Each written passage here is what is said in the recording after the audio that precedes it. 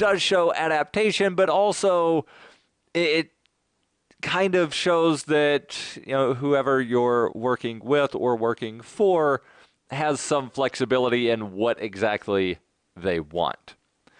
And I just want to digress here and say that if you have a really good boss that, ask you to do something, hopefully they will either have taught you well enough what the job is that you can do something without very specific instructions, but at the same time, and again, that there's a lot of wiggle room here. So if you're doing, say, graphic design, maybe you don't want specific instructions from the client. You just, let me be creative. But on the other hand, if you're doing some sort of service job, well, you need, some kind of instructions of this is how we wind up dealing with X problem with the customer. So again, very broad swaths here to where, sometimes, you do want those creative juices in your employees or people that you're contracted with. And on the other hand, there are times when, you do need to be very specific. So again, for adaptation, ask yourself the following. The Call to Freedom is coming up next, live after the news on the Liberty Radio Network at LRN.FM. From Keene, the Shire, the Liberty Media capital of the world, this is Daryl W. Perry, host of FPP Radio News for Thursday, January 25th, 2018. Silver is trading at $17.57 per ounce. Gold is valued at $1,361 per ounce. Zencash is trading at $39, and the average price of Bitcoin is $11,510. And Hour.com reports that Turkey has been known for being very quick on the trigger to arrest any perceived dissenters, particularly when those dissenters are seen as pro-Kurdish. The invasion of Afrin, Syria, unsurprisingly, has led to a new round of arrests. At least 91 people have been confirmed to have been arrested overnight Monday during nationwide police raids in Turkey, targeting people who were spreading terrorist propaganda, which boiled down to expressing opposition to the invasion of Syria. The Turkish Prime Minister confirmed as much, saying opposition to the war was the biggest villainy and that Turkey intends to hold responsible anyone who commits this crime on social media. The arrests have included top politicians within the opposition People's Democratic Party, which is often vilified for being pro-Kurd, and at least 4 reporters were arrested. 6 of the detainees are also accused of planning a public protest in a park in the Kurdish part of Turkey, which is likely to carry an even stiffer sentence. Turkey has banned all rallies, protests, public meetings, and even concerts in the capital city of Ankara for the duration of the war. Elsewhere in the country, the laws aren't very clear about banning public expression of opinion, but the arrests are coming either way. For over 40 years, Roberts & Roberts Brokerage has been a trusted source for buying and selling precious metals like gold and silver. And as a Bitcoin-preferred business, Roberts & Roberts Brokerage has removed the minimum purchase amount for all orders paid in the digital currency. Call Roberts & Roberts Brokerage today for knowledgeable advice on buying and selling precious metals and a forward-thinking approach to new technologies. 800-874-9760 or visit online at rrbi.co. UPI reports the Department of Justice sent letters to 23 municipalities on Wednesday demanding information on whether they are cooperating with federal immigration agencies. The letters went to cities, counties, and states with so-called sanctuary city policies that limit local enforcement of federal immigration laws in order to end fear of deportation and encourage school attendance and reporting of crimes. The letters threaten subpoenas and an end to some federal grant funds if the jurisdictions do not comply with the order. The DOJ demands that local law enforcement agencies demonstrate they are properly sharing information regarding the immigration status of those in custody. The department cites Title 8, Section 1373 of the U.S. Code, which promotes cooperation between local agencies and the federal immigration enforcement. It adds that adherence to the statutes is a precondition to receive some federal grants. Those receiving letters include the states of California, Illinois, and Oregon, and the cities of New York and Albany, New York, Berkeley, Los Angeles, and Fremont, California, Burlington, Vermont, Jackson, Mississippi, Lawrence, Massachusetts, Louisville, Kentucky, and West Palm Beach, Florida. Cook County, Illinois, Bernalillo County, New Mexico, King County, Washington, and Monterey, Sonoma, and Sacramento counties of California also received the letters, as did the city counties of Denver and San Francisco. The mayors of New York City and New Orleans on Wednesday canceled scheduled meetings with President Trump over the letters. Mayors Bill de Blasio of New York and Mitch Landrieu of New Orleans were expected to travel to the White House for a working session with Trump along with a number of other mayors. De Blasio tweeted, "I will not be attending today's meeting at the White House after @real Donald Trump's Department of Justice decided to renew their racist assault on our immigrant communities. It does not make us safer and it violates America's core values." Landrieu said he would not attend the meeting under false pretenses. CNN reported at least one Republican mayor also would not attend the working session, though did not name which mayor. A spokeswoman for Louisville Mayor Greg Fisher, whose city received a letter, said he would attend the meeting but disagreed with the administration's threat of subpoena. Fisher told reporters, "This notice today is insisting that people send proof that they are in compliance with federal law, and I would bet that many of us up here have already done that, so perhaps the mailbox at the DOJ should be checked." He said an attack on one of our city's mayors who is following the Constitution is an attack on all of us. I will not be attending that meeting. A crackdown on sanctuary communities was among the first order of the Trump administration. The LA Times reported Attorney General Jeff Sessions has repeatedly called the municipality's policies a public health hazard. You can support FPP Radio by joining the Fans program. To learn more or to join the Fans program, visit fans.fppradio.com. This has been FPP Radio News, online at fppradio.com. An alarming new study finds that people suffering from stress-related disorders react poorly to being trapped in underwater elevators. A tired 398-month-old throws a tantrum, and a little clay thing is purchased at an arts festival. And now an eerily perfect recap of this week's news. The Catholic Church reversed its long-held stance against gay marriage this week after meeting Connecticut couple Tony and Craig. The vacationing pair dazzled the Pope and assorted clergy with their witty conversation and true loving affection for each other, leading Vatican officials to conclude that love is love and it's silly to put restrictions on it in this day and age. The Chinese people announced that they would be willing to forgive most of the United States' $1.16 trillion debt if Americans agreed to dress up in costumes and perform silly dances for them. Chinese officials encouraged U.S. citizens to wear sequined vests and prance around while slapping their big fat American tummies, promising that the more humiliating the performance, the more debt will be erased. In sports, NASCAR fans are deeply puzzled by a mysterious black family seen attending multiple races. This is the Onion News Network. The Call to Freedom is an opinion show. It's meant for informational purposes only. It is not licensed financial advice. It is very important to do your own analysis before making any investment based on your own personal circumstances. You should take independent financial advice from a professional in connection with or independently research and verify any information that you hear from the Call of Freedom and wish to rely upon, whether for the purpose of making an investment decision or otherwise. I mean, come on, guys. Duh. It's a cryptocurrency investment and a political talk radio. Of course, it's opinions.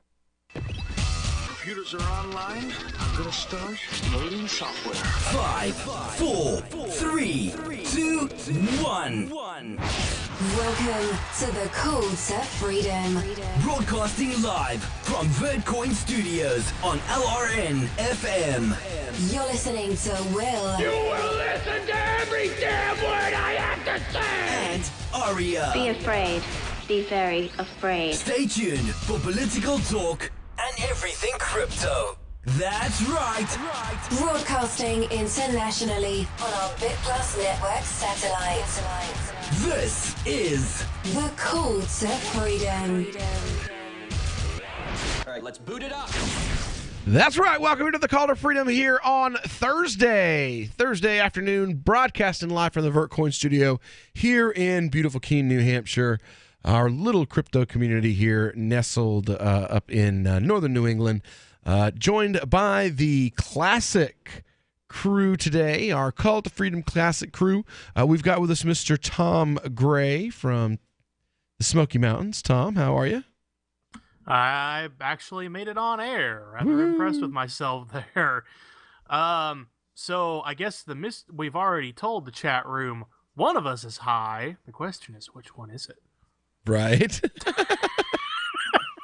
Let's see if you can guess by the third hour.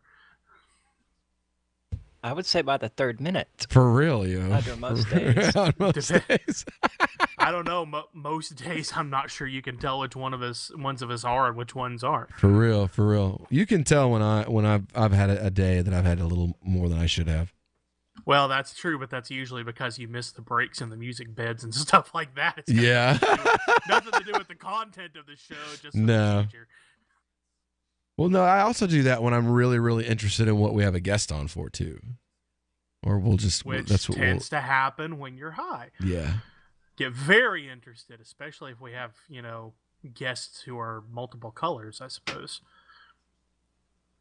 I'm lost Get all now. psychedelic. Oh. Well, there you go. We just gave it away. Yeah. Anyway, Arya's here too. Hey, Arya. Hello. I didn't even How are get you? that far. See? Told you we'd know in the first 3 minutes. That was me who said that. That's what I'm saying. And you were right. We told Ironically, you. you were right because he forgot you were here, and that's how we know. And I which didn't one it forget is. she was here. I just hadn't gotten to that point yet because you stopped me. You made me talk for a minute, so we never made it that far. Worse, I made you think. You distracted me. You're not allowed to do that. Well, while you're over there recreating, I think I Arya am and totally are both- not recreating. I wish Arya it was and I- recreating. It'd be nice if it was still a recreational kind of thing. Yeah, well, we're both, Arya and I are both having heavy work weeks, it seems, because I almost didn't make it, and Arya, you've got pay and work going on too. Yeah, well, I mean, that I just had a lot hitting me at once. Most of it's actually not work-related. It's just crap like the pipes busting last week, that kind of thing. Ah, I must have missed that. You talking about that. That sucks. Yeah, it happens. So Thursday means no guests today. We will hopefully. I'm going to try to get somebody in here for our Libertarian Drama of the Week, maybe tomorrow. But we do have lots and lots and lots of news to cover. I sent you guys quite a bit of stuff I wanted for us to hit. Plus, please make sure you watch the video that I sent you guys. We're going to play that during Crypto Hour because it is absolutely the funniest thing that I've ever seen. Now, Tom doesn't have his show here yet. The story that we're supposed to cover for him. So we have a related story here that I wanted to use to kind of work our way into that. I found it kind of funny, and it totally goes with like the topic of conversation as soon as we started the show. So there's an ad in California. It says here, according to IJR.com, California has pulled a controversial DUI ad because it blatantly promotes marijuana use. California recently aired an ad so controversial that the state decided it needed to be pulled less than a month after it came out. The commercial, a public service announcement about driving drugged, seemed less like a warning about DUIs and more like a promotion of marijuana use. The ad was yanked in early January, according to the Associated Press. It's a 30-second spot. It first aired in December. Was intended to educate Californians about the dangers of driving under the influence and discourage them from getting behind the wheel of a car high. But it certainly didn't come across that way. I'm looking at the still shot of the beginning of it, and the word slow has what I guess is supposed to be a pot leaf, but it ends up really looking like a maple leaf from here in the O. We're going to play it. It's 30 seconds long, so we're going to play it real quick and have a laugh and then continue on with this discussion. Weed. Pot. Edibles. Trees. Dabs. Loud. It helps my anxiety. My cramps. My appetite. It allows me to slow my thought process. It helps me feel balanced. It gets me going.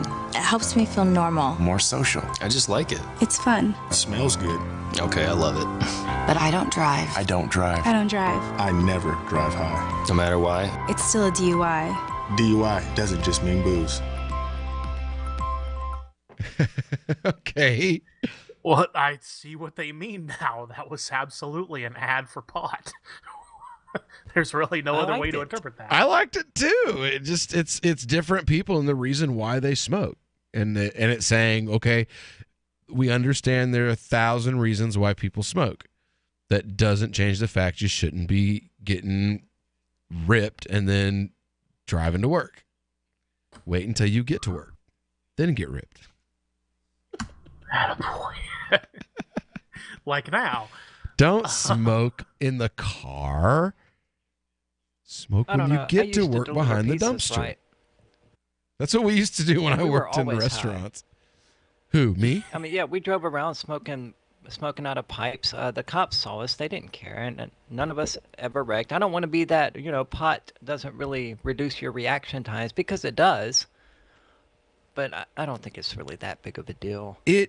I must have the reflexes of the Flash then, because, like, my wife thinks it's hilarious that, I've got, I normally use an indica because I use for pain relief. I'm a ticket for pain relief, and even with that, I'm catching cups before they hit the ground. I'm the one, if the kids slip, I'm the one that catches them before they hit the floor. If something falls, I'm the one that catches it. My wife is totally, and she's stoned. She doesn't smoke, and I laugh at her all the time. Like, how are your reflexes so slow? And I'm the one that's pulling on this vape pen all day. How are your hands so small and mine are so huge? My hands can touch everything but themselves. My hands can touch themselves. Yeah, that was the joke. Oh, I was about to say, I'm touching myself right now. Anyway. Not like that. I'm rubbing the palm of my hand with the tips of my fingers. Because you said I couldn't do it. That's why you did it, isn't it? Circular motions we talked about earlier in the week. That's why you did it. Haha, yeah. I only come here for the circular motion. Oh dear. Oh, Tom, you've missed a good week, yo. And it's not getting any better, yo. It's not getting any better at all. All right, if you want to talk about if you think this ad is blatantly promoting marijuana use along with this radio show right now, give us a call, 603-283-6160. We'll be right back on the Call to Freedom.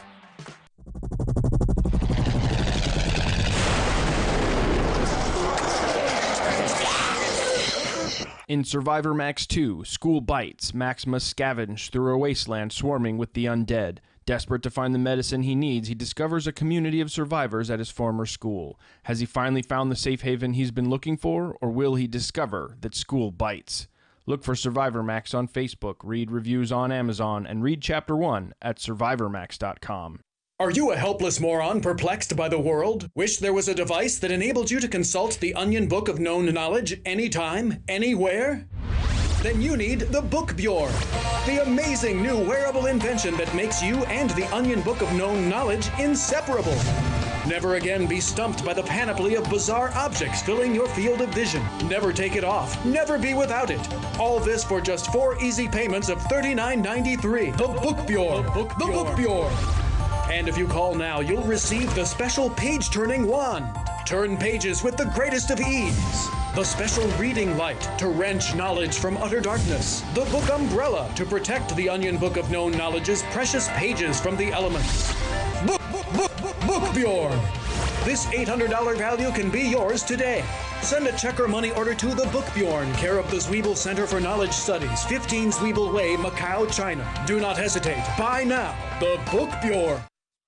Did you know you can get news updates about what's happening with the Liberty Radio Network delivered in the way you prefer? You can sign up for our email updates at updates.lrn.fm. Plus, you can stay in the loop by joining our Facebook profile at facebook.lrn.fm or follow us at Twitter at twitter.lrn.fm. It's all free, so sign up now at updates.lrn.fm for news updates delivered to your email box, facebook.lrn.fm to follow our Facebook page, and twitter.lrn.fm to receive our tweets. I love My Magic Mud. I drink a lot of coffee. I had stains on my teeth. Then I found My Magic Mud, and I was told it would remove stains. So I paid attention when I brushed the first time. My Magic Mud is black tooth powder, and the difference it made in my teeth in one application was noticeable. With 4, my teeth were as white as you normal folks out there. Please go to mymagicmud.com and buy a jar. There's 150 applications for $25. You can use Bitcoin, mymagicmud.com.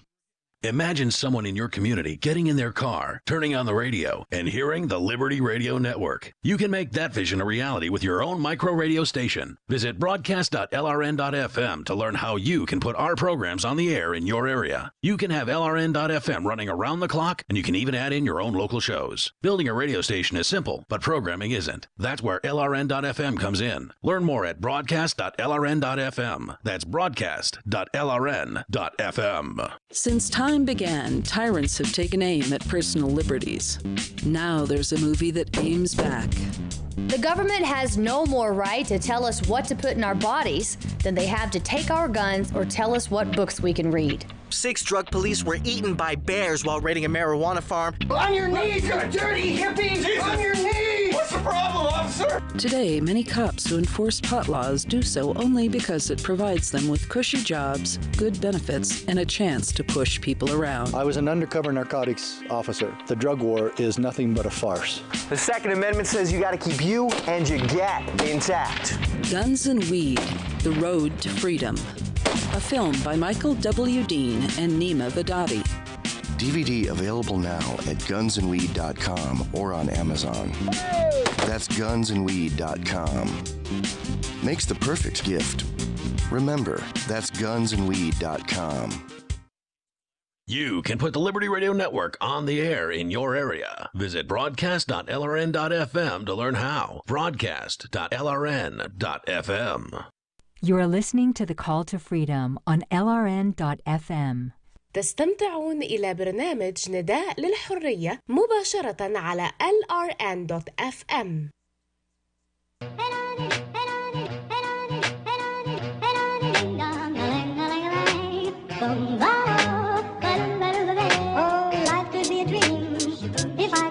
Up in paradise up above.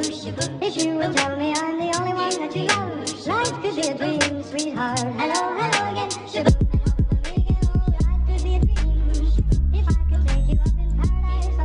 All right, welcome back here to the Call to Freedom on LRN.FM.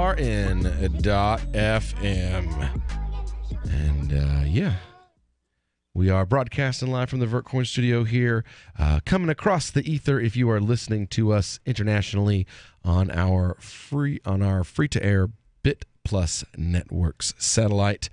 If you're new to crypto and you want to get investing, it's a good time right now. But if you don't want to do a whole lot of legwork, you don't want to have to go out and do a lot of research, you don't want to spend hours and hours talking to developers, reading papers and things like that, like Ari and I do, well, then that's what Helium.com is for. Helium.com, it's a savings accelerator, and basically the way that it works is you load it up with your bank account, with just debit card, and then after that you load it in. The bot does everything else. I mean, I have like $1,600 of my own money invested in Helium. It's something that I don't just advertise. I think all of our hosts actually have accounts, and family members also that have accounts with Helium, because we really believe in Helium's product. So give them a little an opportunity to make you some money as well. Let your money move you, and contact them at heliumwithan.com/CTF. That's HELEUM.com/CTF. And we are we were talking about this ad in California, and I started talking about my own medical usage, and a lot of times, because of the fact that I'm known, quote unquote, as America's favorite Muslim redneck. Some people are kind of confused by the fact that, as a person with severe chronic pain from previous injuries and developing degenerative joint disorder that I have, how do I smoke cannabis? And it's pretty simple. It's been something that's been supported by Islamic doctors all the way back to Ibn Sina. I have a book in our mosque where he discusses his usage of cannabis to treat dozens of different maladies. But going even further than that, we have modern contemporary scholars who are very influential who have discussed this issue. One of those being this gentleman here. His name is Mokhtar Maghawi. He's an Algerian scholar who now lives in Canada and was elected by a board of other Islamic scholars to be the chairperson of the Islamic Jurisprudential Council of North America. Basically, the council that looks at Islam and looks at these, how Islamic jurisprudence functions and decides how Muslims living in North America should understand their faith. And he's pretty clear. You know the case of this person in I don't know what state. At least as the reports tell us, who had problems with his eyesight, very serious problem. And the only thing that truly helps him, in accordance to his statements and the statements of some doctor, is that to smoke marijuana. The law here is no way. Not he will anymore. go to jail. Not And in they're Vermont. working on amending such things. But in this shara, because it was not human made and it is not harfi, under that circumstance, there is no doubt in our shara that it is halal. For as long as that is helping that individual and taken in measures that are proper and not abused under such circumstances of illness. So there you go. I mean, it's pretty clear. You have the chairman of the North American Fiqh Council discussing, the usage of medical cannabis as an ailment. I've actually sat and had discussions and debates with a number of scholars about defining the words that are associated with the usage of cannabis as a medicine. And those words were used in this ad. And to me, Tom, I'm going to have to disagree. I don't think acknowledging the reasons why people smoke marijuana is really promoting it. It's just simply acknowledging, look, people smoke cannabis and they do so for these many reasons. But that's not a reason to get jacked up and go drive.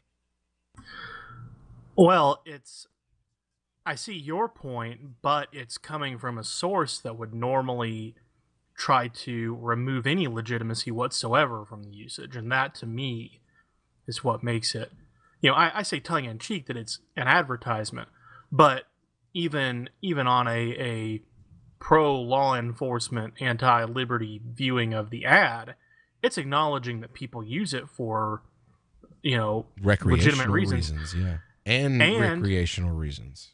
That's right. And it's omitting any mention of there being serious health effects. I mean, we're living in a day and age where, during regular programming, you see government sponsored ads about tobacco. And mind you, they're scientifically accurate, or other illegal drugs where they remove any legitimacy whatsoever from their usage. Here, it's acknowledging people use it to relax. People use it because it helps with pain. They're just saying, don't drive while you're on it.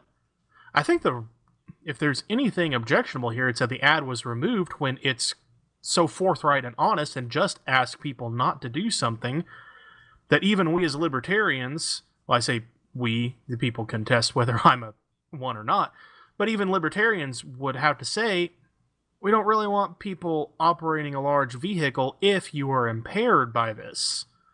And like Arya said, that we can contest whether you are impaired by it, but it's just saying if you are impaired by it, if it does take an edge off that you might need an edge while you're driving, don't combine those two things. The objectionableness is that they finally put out an anti-DUI ad and it's reasonable. You know, it's not screaming fire and brimstone. Yeah, basically. And so they finally make something effective and reasonable and sensible that everyone can agree about, and that's what they pull. Well, yeah, of course. You know, that's the way that it works. Now, I'm looking at the call board, and it looks like we do have callers on the line. They are waiting to get on the air to discuss this issue. And when we get back, we will get to your calls. We're discussing medical cannabis and California's advertisement that has been pulled because it seems like it's promoting the usage of, well, you know, medicine. If you want to get involved in the conversation, call us 603-283-6160. We'll be right back. Hi, I'm Montel Williams. Most of you know me as a talk show host, but I'm also an author, actor, single father of 4, a fitness writer, avid snowboarder, and I'm also a medical marijuana patient. Like many of the million people who are living with multiple sclerosis, I'm in pain every single day. And sometimes my nerves are so raw that if you brushed up against me in an elevator, I'd scream. I can't sleep at night from the pain, and sometimes the spasms in my legs are so intense they will wake me up throughout the night. I've tried the strongest prescription medications available, and I'm gonna tell you, they do not work. In fact, they leave me in a stupor, and most of the time, it's impossible to even live your life. Now, I've tried medical marijuana, and I'm gonna tell you something, it works. If you'd like more information about medical marijuana, you can contact the Marijuana Policy Project at mpp.org or call 1-877-JOIN-MPP. Ross Ulbricht was convicted in early 2015 of running the infamous Silk Road Underground Market. The Silk Road was a gift to humanity and helped reduce the harms brought on by drug prohibition. For this good deed, Ross has been sentenced to life in prison with no possibility of parole. Now, an appeal is Ross's only chance, and he needs your support. Please visit freeross.org, where you can contribute via various methods, including Bitcoin. Visit freeross.org. That's freeross.org. Why did you move to the Shire? I moved here to the Shire because there's other people around who take liberty just as seriously as I do. I moved to the Shire because I saw videos of people challenging authority and thought that I could get support myself.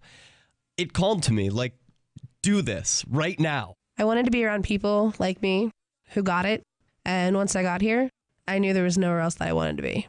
I've always wanted to change the world, so I moved to the Shire to join people who were actually working towards doing the same thing. The people here are awesome, loving, and positive. It was for the adventure and for the feeling of something important is happening here, and I just wanted to come to sort of be part of that. Visit ShireSociety.com to read and sign the Shire Society Declaration and learn the reasons why, if you love liberty, you should immigrate to the Shire. Plus, add yourself to the Shire map at ShireSociety.com. That's ShireSociety.com. The 3 most important things you can do for LRN.FM are: 1. Let your friends know you're listening to LRN.FM on your social networking profile. 2. Buy the things you buy online through shop.lrn.fm. 3. Give $5 a month to the AMP program at amp.lrn.fm. It's my firm belief that the AMP program is the best use of your charitable dollar among liberty-oriented groups. Support all your favorite organizations, but make sure you give $5 a month to the AMP program at amp.lrn.fm. So the protection of life, liberty, and property is what the Free State Project is all about. But it's an effort to move 20,000 people who understand. It's about demonstrating to the entire country that, yeah, we can have a free market, a truly free market. Making it just a freer, great place to live. It's the world's largest voluntarist libertarian community, and it's only getting bigger. That's amazing, to be able to move to a place where other people passionately believe in being free and independent. What the Free State Project is managing to do, though, is to put their money where their mouth is. Physically getting up across the country and saying, let's go someplace and let's demonstrate the power of these ideas. There's a lot of kind of philosophy that surrounds liberty. There's a lot of thinking about it and talking about it. But here in New Hampshire, people are doing it. 101 Reasons Liberty Lives in New Hampshire, a documentary by Free State Project Early Movers. Watch it free at 101reasonsfilm.com. 101reasonsfilm.com. Help get LRN.FM into more ears. Visit promote.lrn.fm for a free bumper sticker, flyers, banners, graphics, and more. Promote.lrn.fm. You are listening to the Call to Freedom on LRN.FM. आप सुन रहे हैं स्वतंत्रता की पुकार सिर्फ और सिर्फ LRN.FM पे।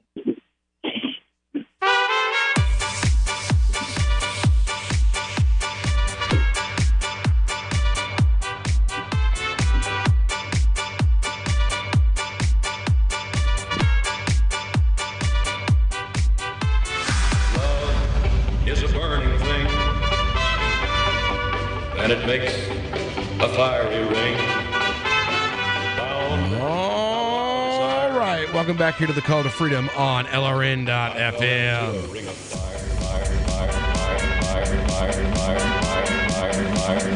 We are broadcasting live here from the Vertcoin studio in beautiful Keene, New Hampshire. Joined live via remote by my co-hosts, Mr. Tom Gray and Miss Aria Demezio from cryptocurrencycheck.org.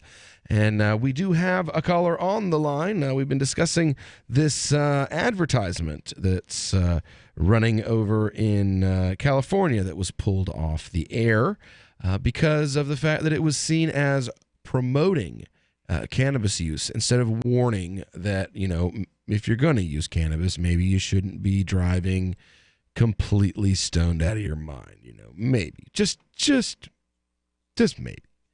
maybe, you know, who knows, you know, getting totally ripped and driving around town might not be a good idea. Who could have ever thought? But yeah, so because of the fact that, you know, evidently you and I aren't smart enough to figure out obvious things, there's been this ad that the government put money into, and now they're crying about it. So we've got Robert on the line with us from Vermont. What's up, Robert? What do you think, and why do you think it? Well, I think that they ought to just pull the ad down. I think it's a good idea. You know, I think about myself, you know, when I was a kid, you know, which was many years ago, you know, if an adult told me not to do something, you know, of course I listened to him, you know, but I didn't. I bucked the system, but that was Buck with a B, right? For all of our AM listeners. Yes, that was Buck with Indeed a B. it was. He bucked the system. Okay, go ahead. Sorry. But you know, also, this reminds me of, you know, back in the 70s in New Hampshire, the state police would give out bumper stickers that said DWI was dumb on them. You know, and, you know, then the kids, they went and they took that phrase, you know, it being dumb, as opposed to, how do I say this? If it's a, you know, they would say, well, geez, that's dumb, you know, or like, am I making any sense at all? No, not really. Probably not, because I'm stoned, you know. And you called the right show. I'm at home. I'm not driving. We are totally off the rails today. Once the sweep gets sweeping the United States, where people are going to have a try of it, a little bit of this, a little bit of that, everybody's all going to settle down, you know. It's not going to be as bad as what people think it's going to be. Well, now you live in Vermont, Robert, where they just made it. The governor just signed a new law into effect in Vermont yesterday. Correct? Yeah, it was a few days ago. I thought the governor signed it yesterday or maybe Monday. That it will be fully legalized. I could be wrong. I've been wrong before. It'll be fully legalized in July. You'll be allowed to have 4 developing plants, 2 mature plants, and up to 2 ounces of, or 1 ounce of dried flowers. 1 ounce of flour, and then 2 mature plants, and then 4 small ones. Yeah. The blue babies. But no, I oils, like how they put this law together. They're just letting the people over here. If you're a property owner, just you grow like a vegetable. And you don't give it to kids. Obviously, you don't sell it to them. And we don't need to have the state running the ads over here saying, well, geez, don't go smoke pot and go drive. Honestly, when I was a kid, I never got marijuana from an adult unless it was a sibling. I never, no adult wouldn't smoke with me. They wouldn't sell to me as a kid. I didn't know any adult that I could get marijuana from that it wasn't like a sibling. And most of the time then I was sneaking it from them. So this whole mythology around these adults using marijuana to prey on children and stuff, that's all such BS. It's all nonsense. Like I said, I've never had an adult that was usually if they saw me, they'd be like, how old is that one? My sister would be like, oh, well, he's 15. Oh, well, he's got to go then. See, I knew a few, but they would never have sold to me even if I wanted it because my dad was a juvenile court judge. Ooh. Wow. That's a buzzkill when you're a kid. Yeah. Yep. Don't get Tom in on anything fun. He'll call the cops. He is the cops. What are you talking about? He is the cops. The thing is, it wasn't even remotely true. Whenever my cousins would end up in court in front of Dad, he would read them the riot act worse than anybody else. Oh, yeah. I'm sure you might have heard of Jonathan Sarton down in Loudoun County, and he was a cousin of mine, and he literally whooped me on the hood of his police car with a belt. In uniform. And they wonder why you became a libertarian. Yeah. Oh, this was in front of the high school after I got a little strip search. And they pulled my bicycle apart in the middle of the street after a football game at the high school, in small town East Tennessee. So it's the high school football game. So you know what that means. The only people who are at home are shut-ins or people that are unlucky enough to be at work. Yeah, it basically happened in front of the whole town. Small town, things are different in small town Tennessee back in the 80s and the 90s than they are today. You could never get away with that today. Oh, yeah. Things are always done like that up here. If I, walked downtown Bells Falls tonight and slipped and fell on the ice, by the first thing time on, half the town would know. Wow. It's the same thing here in Keene, really.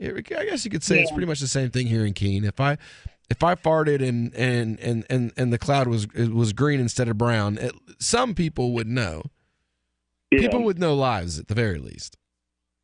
Well, those kind of people are the kind of people that just don't, they have too much time on their hands, and they're always worried about what some other, person is doing. Yep. All right. So well, we're kind of getting off track while we're talking, but. Right. Well, congratulations to you, Rob, on Vermont getting new, longer leaches than we have here in New Hampshire, at least for the moment. Just watch out for the feds. Will, are you gonna come up here on the 1st of July and partake the celebration? I don't know. It really just depends on what my schedule is, if I'm on the air that day or really what's going on. So I don't know. We may try to get out that way. It just depends. So, but thanks for calling in today, Rob. You take care, bud. All right, take care. All right, and when we get back, we got another story we're going to be getting into. This fella, he's driving a Tesla, and he got pulled over for a DUI. He says, you know what, man? I'm driving a Tesla, and it's on autopilot. DUI is not my fault. If you got an opinion on that, let us know. 603-283-6160. We'll be back in just a little while on the Call to Freedom on LRN.FM. So you've signed the Shire Society Declaration and are planning your move to New Hampshire to be around more liberty-oriented people. Next, sign up for the Shire Society Forum at forum.shiresociety.com. There are a bunch of people there who are already in the Shire, and they want to meet you. If you're already in the Shire physically, you should also come by the forums. Remember, not everyone uses Facebook. New people are signing up for the Shire Society Forum every month, so drop in and say hello at forum.shiresociety.com.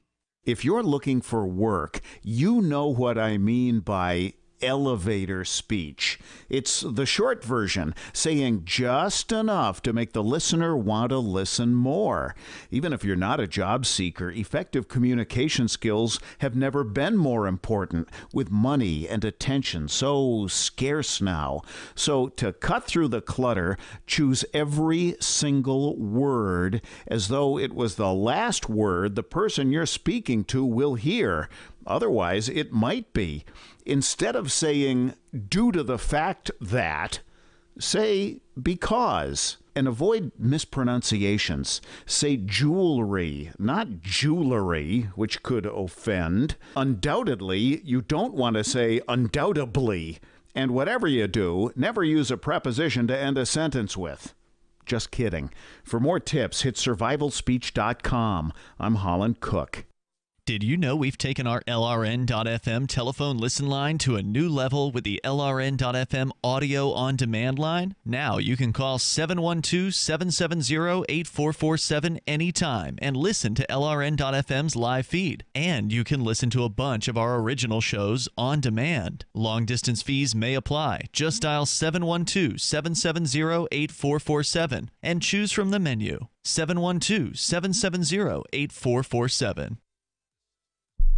The new 4th edition of Healing Our World, The Compassion of Libertarianism, will take your understanding of liberty to a deeper level and has over 1,300 updated references, new cartoons, and a foreword by Dr. Ron Paul. With discounts for multiple book purchases, the 4th edition of Healing Our World is a great gift for the liberals, pragmatists, environmentalists, and Christians in your life who think libertarianism is cold-hearted. Get yours today at healing.freetalklive.com and use promo code FTL for a $5 discount. Some of you asked, and now we've delivered. LRN.FM's live Keene, New Hampshire studio shows are now streamed in HD on Twitch. Visit our channel at twitch.lrn.fm and give it a follow. If you have Amazon Prime, you get 1 free subscription on Twitch. If you use it on our channel, Twitch will give LRN.FM a monthly piece of your Prime subscription cost. So please watch, follow, share, and subscribe to twitch.lrn.fm. That's twitch.lrn.fm. Freedom Fiends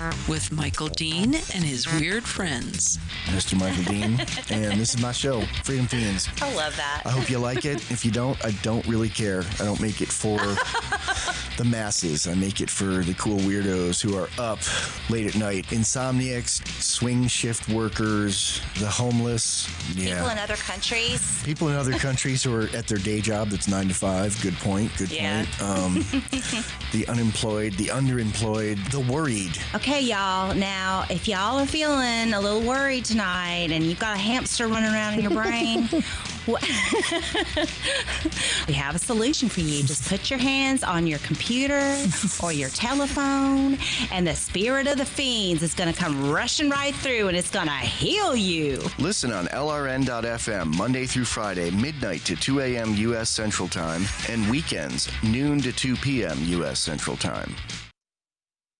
Some of our live shows are streamed in HD on Twitch. Please follow and share at twitch.lrn.fm. That's twitch.lrn.fm. You are listening to The Call to Freedom on LRN.fm. Unasikiliza wito wa uhuru katika LRN.fm.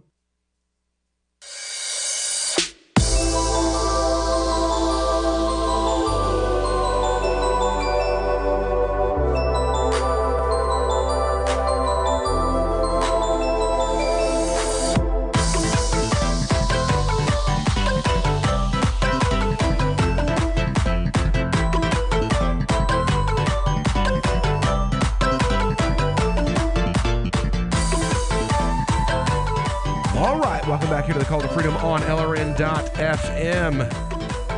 Broadcasting live here from the Vertcoin studio in beautiful Keene, New Hampshire. You ought to come up here.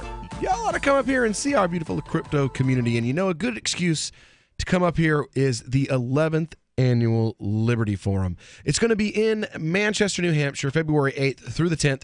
And we are going to be broadcasting live on site on the 8th through the 10th, on the 8th and the 9th, I believe, that Friday afternoon. And then again, that Saturday brunch time, 10 to 1, 10 or 11 to 1, 10 to 1, I believe. And we'll be broadcasting live. Come out. There'll be tons and tons of Liberty speakers trying to help you learn how to achieve liberty in your lifetime here in beautiful New Hampshire. So go on over to nhlibertyforum.com and use coupon code CTF10. Get your 10% off for being a Call to Freedom listener as a special thank you from Liberty Forum for being a Call to Freedom listener. Now, we've been talking about this story here in California about a DUI, but it turned about, you shouldn't smoke and drive. Well, what about if you're not driving? What if a robot's driving for you? What then?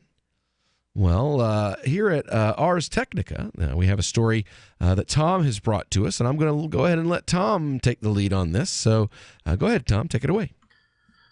All right, before we have too many people calling in to tell us why this won't work, I'll tell you I already know this defense isn't going to work, and the article more or less acknowledges it. But anyway, Dateline, January 22nd, 2018. Tesla owner attempts autopilot defense during DUI stop. Subheadline, driving drunk is still illegal even with a driver assistance system active. A San Francisco Tesla owner has learned the hard way that Tesla's autopilot feature does not excuse getting behind the wheel while intoxicated. On Saturday, January 13th, police discovered a man in his Tesla vehicle on the San Francisco-Oakland Bay Bridge. The San Francisco Chronicle reports that, quote, the man had apparently passed out in the stopped car while stuck in the flow of busy bridge traffic at 5:30 p.m., according to the California Highway Patrol. When police woke the man up, he assured officers that everything was fine because the car was on autopilot. No one was injured in the incident, and the California Highway Patrol made a snarky tweet about it. Because that's what the cops are paid to do now, apparently, is make snarky tweets. So anyway... well, it's what the president is paid to do. I was so about to say that. You beat me to it. Nice. Nice. That's that marijuana slow reaction time, Will. Yeah. Listen to those after school specials. Oh, yeah. boy. It's only slow reaction time because I'm literally working with it while I'm trying to talk to you on the radio instead of paying attention to what I'm doing. The snarky tweet in question, by the way, pointed out that the autopilot car did not drive itself to the tow yard because, of course, the priority here was not, getting the intoxicated person off the road so much as taking possession of their vehicle so they can extort some more fees from him. He's got jokes. So anyway, I mean, that's all I see when I hear the cops are like, "So we made a snarky tweet." Oh, look, it's got jokes. It being the key word there, right? So. But the outcome in this case is probably not of any surprise to anyone who has ever tried to sleep it off in a car only to have the cops inform them that because they had keys in their pocket and because they therefore could have conceivably operated the vehicle, they can be charged with intent to drive while under the influence. Or if the car was running because it was, 0 degrees outside, that, well, you were operating a vehicle while drunk because running the heat is still operating the vehicle. Yeah, that's so it's a rational. That's a pretty lax law. Yeah, I'm happy for both of you that you've never encountered this. No. I have a friend of mine that was sleeping it off at the gate of our gated community when we lived down in Florida, and he was basically. Snatched, like they didn't even breath, nothing. They came up, opened his door, snatched him out, slammed him face first down on the concrete, and then charged him with resisting. Because when he woke up to someone ripping him out of a vehicle and slamming him face first into the ground, he kind of reacted a little badly. Gee, I wonder why. Yeah, I wonder why. But when that happened, they charged him with resisting arrest with violence. I mean, what is resisting arrest without violence look like anyway? Do you just say, no, please don't do that? It's asking why you were being arrested. Oh, yeah. No, I've definitely seen that one. Am I being detained? No. Am I Cuffs being on detained immediately. isn't, but asking why you are being arrested while being arrested is. Oh, you were being serious. That's seriously considered resisting arrest? They'll charge you with it anyway. I mean, they'll charge you with it for just about anything because they can.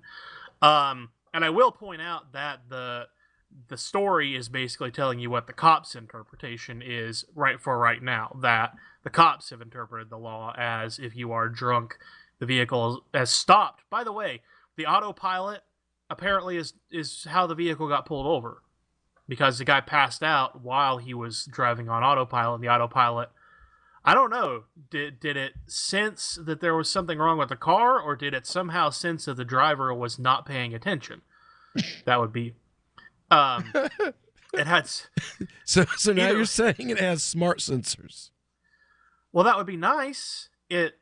I mean, you would hope that would be a feature, you know? If the autopilot senses that there's something wrong with you, what if he wasn't drunk? What if he had just had a stroke or something? You know, I think people who have had DUIs before then drive have me go to through the something hospital. like that. Don't stop in the middle of the interstate so that I get run over by a truck. That cost another $10,000, I'm guessing.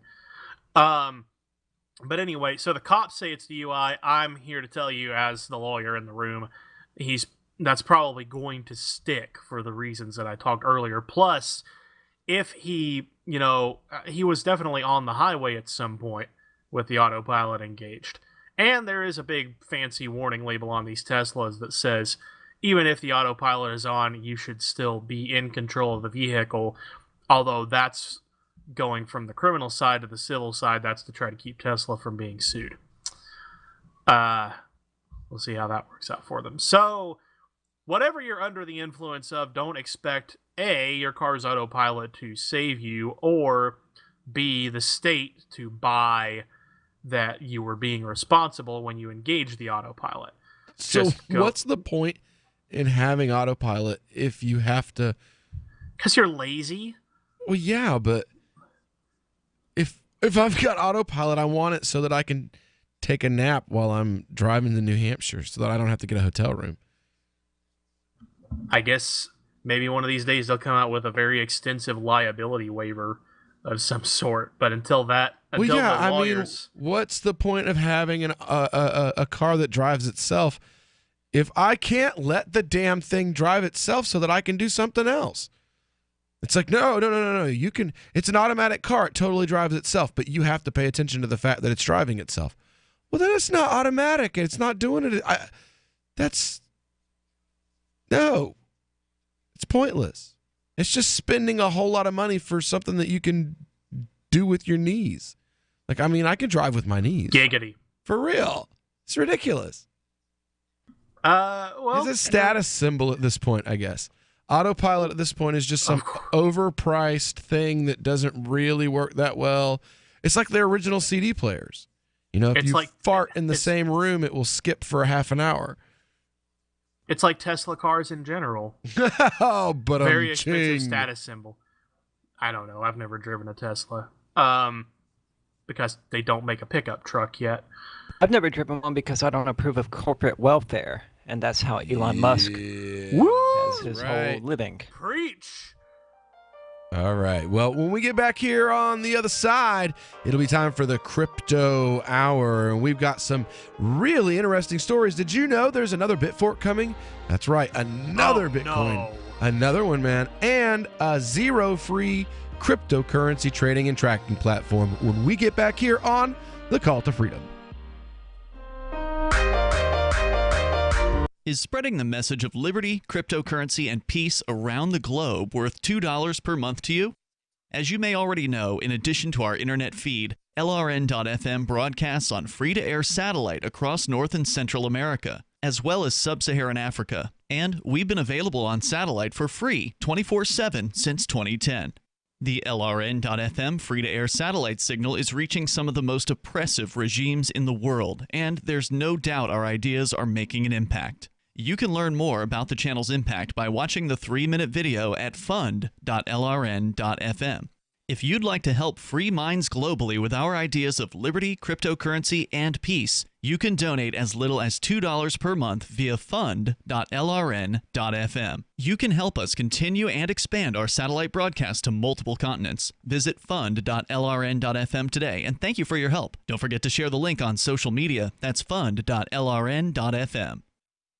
Did you know you can listen to LRN.FM via our free-to-air satellite channels? We have channels over nearly all of North America and much of Africa. All you need is an affordable receiver and a dish as small as 30 inches. There are no monthly fees. Learn more at sat.lrn.fm. Plus, if you are a broadcaster or want to be one, this is a good delivery method for our content. See our coverage maps and get details at sat.lrn.fm. That's sat.lrn.fm. sat.lrn.fm. Cell 411 is a free app for Android and iOS that replaces government-controlled 911. Cell 411 allows you to preset a group of friends or private organizations to show up in any emergency. Cell 411 is a nightmare for the state because it proves their so-called services aren't needed. Cell 411 has had thousands of installs, and of course it's covered by the BIPCOT no government license. Cell 411 because your friends won't shoot you when you're in trouble. Without the government, who would build the emergency services? You and Cell 411. Get it today at getcell411.com.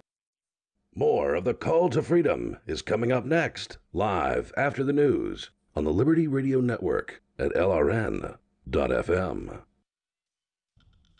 From Keene, the Shire, the Liberty Media capital of the world, this is Daryl W. Perry, host of FPP Radio News for Thursday, January 25th, 2018. Silver is trading at $17.57 per ounce. Gold is valued at $1,361 per ounce. Zencash is trading at $39, and the average price of Bitcoin is $11,510. And Hour.com reports that Turkey has been known for being very quick on the trigger to arrest any perceived dissenters, particularly when those dissenters are seen as pro-Kurdish. The invasion of Afrin, Syria, unsurprisingly, has led to a new round of arrests. At least 91 people have been confirmed to have been arrested overnight Monday during nationwide police raids in Turkey targeting people who were spreading terrorist propaganda, which boiled down to expressing opposition to the invasion of Syria. The Turkish Prime Minister confirmed as much, saying opposition to the war was the biggest villainy and that Turkey intends to hold responsible anyone who commits this crime on social media. The arrests have included top politicians within the opposition People's Democratic Party, which is often vilified for being pro-Kurd, and at least 4 reporters were arrested. 6 of the detainees are also accused of planning a public protest in a park in the Kurdish part of Turkey, which is likely to carry an even stiffer sentence. Turkey has banned all rallies, protests, public meetings, and even concerts in the capital city of Ankara for the duration of the war. Elsewhere in the country, the laws aren't very clear about banning public expression of opinion, but the arrests are coming either way. For over 40 years, Roberts & Roberts Brokerage has been a trusted source for buying and selling precious metals like gold and silver. And as a Bitcoin-preferred business, Roberts & Roberts Brokerage has removed the minimum purchase amount for all orders paid in the digital currency. Call Roberts & Roberts Brokerage today for knowledgeable advice on buying and selling precious metals and a forward-thinking approach to new technologies. 800-874-9760 or visit online at rrbi.co. UPI reports the Department of Justice sent letters to 23 municipalities on Wednesday demanding information on whether they are cooperating with federal immigration agencies. The letters went to cities, counties, and states with so-called sanctuary city policies that limit local enforcement of federal immigration laws in order to end fear of deportation and encourage school attendance and reporting of crimes. The letters threaten subpoenas and an end to some federal grant funds if the jurisdictions do not comply with the order. The DOJ demands that local law enforcement agencies agencies demonstrate they are properly sharing information regarding the immigration status of those in custody. The department cites Title 8, Section 1373 of the U.S. Code, which promotes cooperation between local agencies and the federal immigration enforcement. It adds that adherence to the statutes is a precondition to receive some federal grants. Those receiving letters include the states of California, Illinois, and Oregon, and the cities of New York and Albany, New York, Berkeley, Los Angeles, and Fremont, California, Burlington, Vermont, Jackson, Mississippi, Lawrence, Massachusetts, Louisville, Kentucky, and West Palm Beach, Florida, Cook County, Illinois, Bernalillo County, New Mexico, King County, Washington, and Monterey, Sonoma, and Sacramento counties of California also received the letters, as did the city counties of Denver and San Francisco. The mayors of New York City and New Orleans on Wednesday canceled scheduled meetings with President Trump over the letters. Mayors Bill de Blasio of New York and Mitch Landrieu of New Orleans were expected to travel to the White House for a working session with Trump along with a number of other mayors. De Blasio tweeted, "I will not be attending today's meeting at the White House after @real Donald Trump's Department of Justice decided to renew their racist assault on our immigrant communities. It does not make us safer and it violates America's core values." Landrieu said he would not attend the meeting under false pretenses. CNN reported at least one Republican mayor also would not attend the working session, though did not name which mayor. A spokeswoman for Louisville Mayor Greg Fisher, whose city received a letter, said he would attend the meeting but disagreed with the administration's threat of subpoena. Fisher told reporters, "This notice today is insisting that people send proof that they are in compliance with federal law, and I would bet that many of us up here have already done that, so perhaps the mailbox at the DOJ should be checked." He said an attack on one of our city's mayors who is following the Constitution is an attack on all of us. I will not be attending that meeting. A crackdown on sanctuary communities was among the first order of the Trump administration. The LA Times reported Attorney General Jeff Sessions has repeatedly called the municipality's policies a public health hazard. You can support FPP Radio by joining the Fans program. To learn more or to join the Fans program, visit fans.fppradio.com. This has been FPP Radio News, online at fppradio.com. According to a new report, the vast majority of Americans simply want to be safe, happy, rich, comfortable, entertained, thin, and romantically fulfilled. The Onion spoke to a few of the survey's respondents who also claimed they want to be healthy, fulfilled, and successful and energized at all times. All I want is a low-stress job, a nice house, affordable health care, and low gas prices, you know? It'd be nice to have a 35-hour work week, delicious food that's actually good for me, strong friendships, and free high-speed Wi-Fi wherever I go. I think I'm entitled to wealth, love, cheap education, a fair legal process. According to the survey, 63% of all Americans want their summers to be hot but not too hot. 85% want the government to stop all wars, end world hunger, and make quick and easy weight loss possible. 93% want to be emotionally satisfied, plus a soulmate, unconditional love from their parents, and a big happy dog. This is the Onion News Network. The Call to Freedom is an opinion show. It's meant for informational purposes only. It is not licensed financial advice. It is very important to do your own analysis before making any investment based on your own personal circumstances. You should take independent financial advice from a professional in connection with or independently research and verify any information that you hear from the Call of Freedom and wish to rely upon, whether for the purpose of making an investment decision or otherwise. I mean, come on, guys. Duh. It's a cryptocurrency investment and a political talk radio. Of course, it's opinions. Hold. Hold. Hold.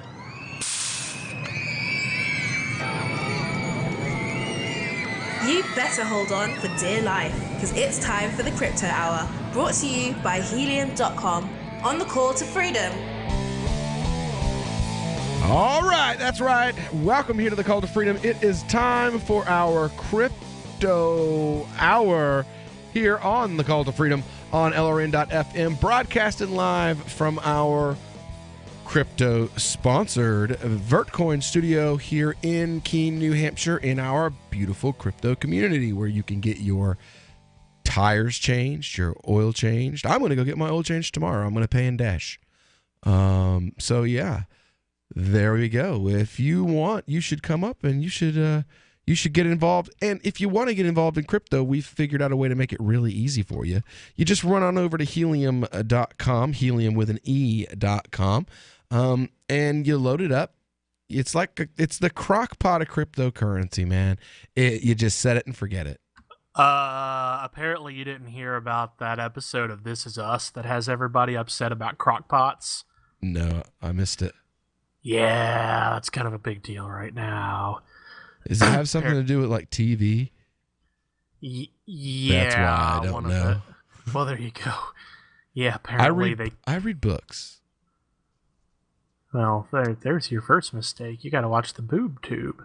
Well, I do, but I only watch like YouTube and I'm not YouTube. Well, yeah, YouTube, and I watch like Hulu, and it's mostly like Care Bear cartoons and My Little Pony, and like the only Adult TV. Swim. Yeah, the only TV that I watch really is children's programming and the Goldbergs, or stuff that came on in the 90s.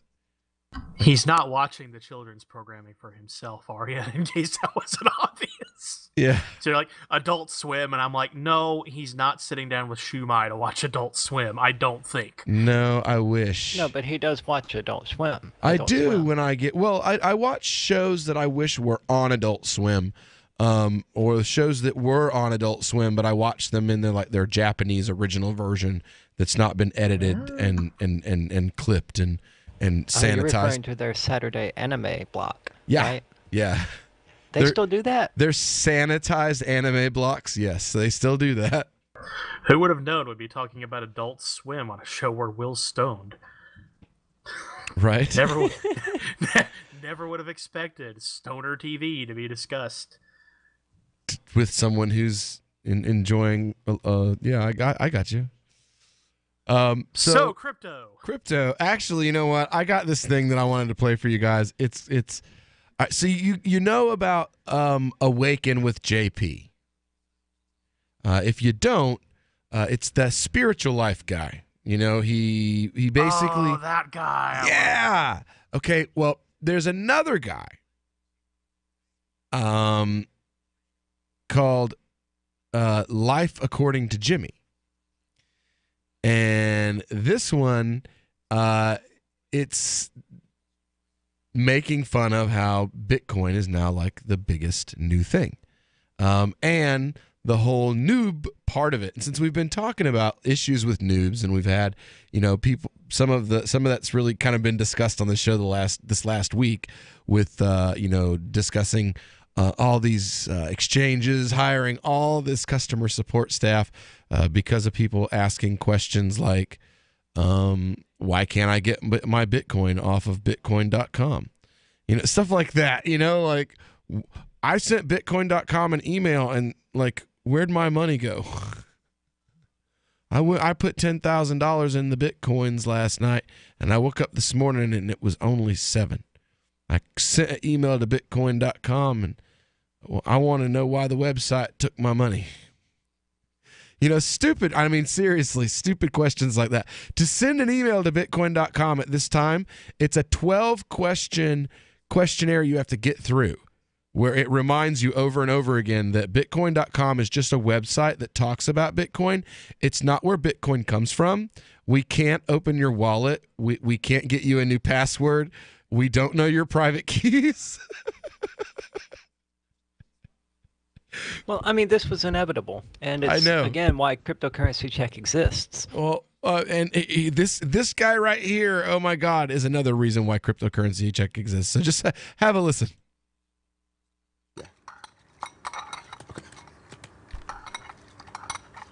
What are you doing? Hello? You're kidding. Right now, it's 13%? Oh my God, I'm on it. Yo, get Ven right now. Get Ven right now, dude. Yeah, hop on it. Get it quick. What is that? What is Ven? Oh, it's back up. You missed it, dude. It's too late. Missed what? What are you talking about? Talking about crypto, bro. Oh, okay. This is like the new gluten-free, right? It's not the new gluten-free. It's just this new thing everyone's doing that no one fully understands yet. Right. That's like exactly what I meant. If nobody understands it, why are you getting into it? Oh, no. I understand it. Oh, you get it? Yeah, no, I totally get it. Okay, so then what is it? Well, it's this website with all these letter combinations, and you just kind of choose a combination that you like, put a bunch of money in, and then when you take it out, there's more money. So it's like gambling. Dude, it could not be further away from gambling. It's literally, it's nothing. Oh shit, Ripple's down. What does that mean? XRP, bro. You want to make $1,000 right now? I mean, yes. Hand me your phone right now. Hand me your phone right now. Are you sure? I'll make you $1,000 right now. Okay, but like, don't put like a lot of money in, because No, not at all. Not at all. Start slow. Build it up. Bam. You're in for $3K. $3,000? Yeah. Of my money? Yeah. You just put it. That's a lot of money. No, I know it sounds like a lot of money, but this $3K by tomorrow will be at least $4K, and that's not even taking into account. Oh shit. What? Oh shit. What? What just happened? Hello? Yeah, no, I'm seeing it. Yeah, no, it's bad. It's bad. Christian just put in $3K. Sell? Now? We gotta sell. No. You're saying we gotta sell? Isn't it like volatile? We should right wait. now. We should wait till it goes back up. I'm selling. All right, sold. Whew. Got out of there quick. So what happened? Like how much? Where's the money at? You got about 1,000. I made $1,000? No, you got about $1,000 left. You just lost $2,000 in 60 seconds? Yeah, but what I can do right now is I can take that remaining 1,000. I can put that into another coin. I can put that into maybe LMK. No. SMH is looking good. JIM coin. JIM coin. Jim coin. Yeah, it's my new coin. It's only at 3 cents right now. Great time to get in. You said you were gonna make me $1,000. Well, yeah, but you never really know with this kind of thing. I mean, it's like gambling. You never really know for sure. So why did you sound so confident, bro? Well, otherwise you wouldn't have bought in. That would have been a preferable option now. What do you think of this new balcony? I don't know. It's tight. Yeah? I kind of fucking hate it. I don't know what it is. Maybe it just needs like a plant or something. Maybe it's just bare. I think that's what it is. I just need to get some more furniture up here. You okay? You seem stressed. I'm stressed. I'm stressed. Will. Yes, I know. Got some pretty. Yeah, I know. At the end, that's why we killed it. So yeah, it's the new thing, yo. give me $5,000. I'm gonna put it in WIC. That was or something. SCAM. Yeah. Let's put it in some SAAM. Oh, I don't know that. You could give him a FUK. You can buy those now. I'm not surprised. That sounds like a real coin. It is. Actually. It is. It is a real coin. And it's so that you can have one and you can give one. No Why joke. I'm not even kidding. Oh, listen, it's the game over sound. That's the sound of our radio careers. Oh Lord. Dear Daryl, we did it again. Cut this part. Right, dear Daryl, please edit the post production. I'm sorry. All right, when we get back, we're going to talk about Robinhood adding zero-fee cryptocurrency trading and tracking here on Call to Freedom on LRN.FM. We've all heard about blockchain assets like Dogecoin, Ether, and Ripple. Bitcoin isn't the only player in the blockchain game any longer. And for those of us wondering how to get our hands on these digital assets, finally, there's a solution. Shapeshift.io allows you to buy and sell between your digital assets and Bitcoin instantly between your own digital wallets. I've used it with ease. Shapeshift.io. There's no account or email address needed. You send them the crypto you want to sell. They send back the crypto you want to buy. It's that easy. Shapeshift.io. Hey, I'm LRN.FM Program Director Ian Freeman. If you're listening to our free-to-air satellite feed in North or Central America, heads up. We've been on the same channel on the Galaxy 19 satellite since 2010, but now our satellite provider is moving us to a new channel on a different transponder. The original channel will stay on the air until the end of February to give you time to transition without any loss of service, so don't delay. I've posted the new channel details at sat.lrn.fm, but in case you're listening with no internet access, if you do a blind scan on your receiver, you should see the new channel at transponder 12, 11,936 megahertz, horizontal polarization, symbol rate 20,000, FEC 3/4. All that information is at sat.lrn.fm, as well as a link to our Patreon where you can support our channels for just $2 a month. Visit sat.lrn.fm for more information about our international satellite channels, and thanks for listening to LRN.FM. Here's a chance to do a little activism while you're cruising Facebook, Twitter, or Google+. Between the LOL cats, the recipes, the hot girls, and the inspirational sunrise memes, Free Talk Live's posts pass by your newsfeed. Like them, comment. It gives us more exposure. If you don't see our posts, click like at facebook.freetalklive.com and then hover over it to click Get Notifications. It's an easy way to spread the ideas of liberty a bit further. I know you're busy, but you can spare that 1/10 of a calorie it takes to click on something. facebook.freetalklive.com.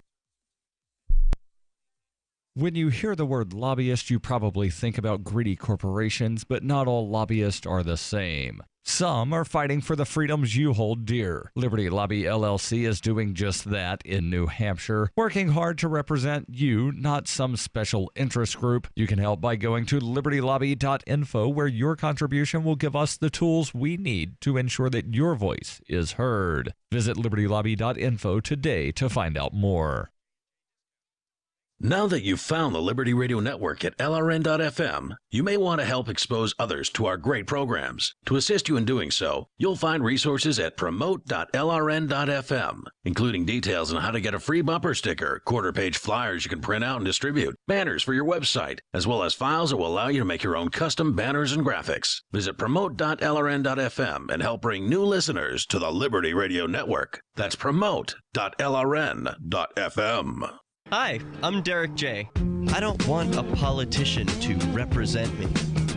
To me, government is the idea that one group of people can coerce everyone to comply with an edict or face increasing punishments up to and including death.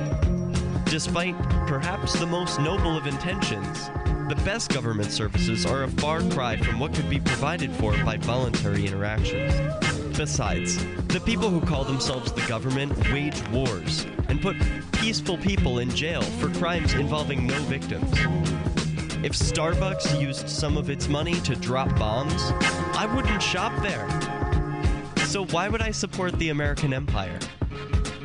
The empire does not require my consent. Derek J's Victimless Crime Spree. Watch it for free and order the Director's Cut DVD at victimlesscrimespree.com. That's victimlesscrimespree.com.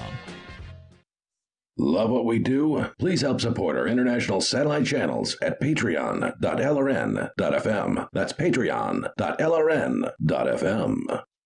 You are listening to the Crypto Hour, brought to you by Helium.com, on the call to freedom on LRN.FM. أنتم تستمعون إلى The Crypto Hour، يقدم إليكم برعاية Helium.com على برنامج نداء للحرية على LRN.FM.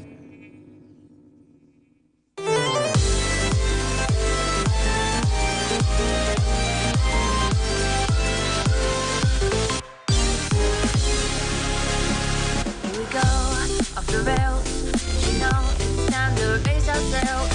It's freedom like you never knew. Go back or past, say the word, I'll be there. All right. Welcome back into the Call to Freedom on LRN.FM. Freedom like you've never known here in beautiful Keene, New Hampshire. Come on up here with us for a little while. Cold.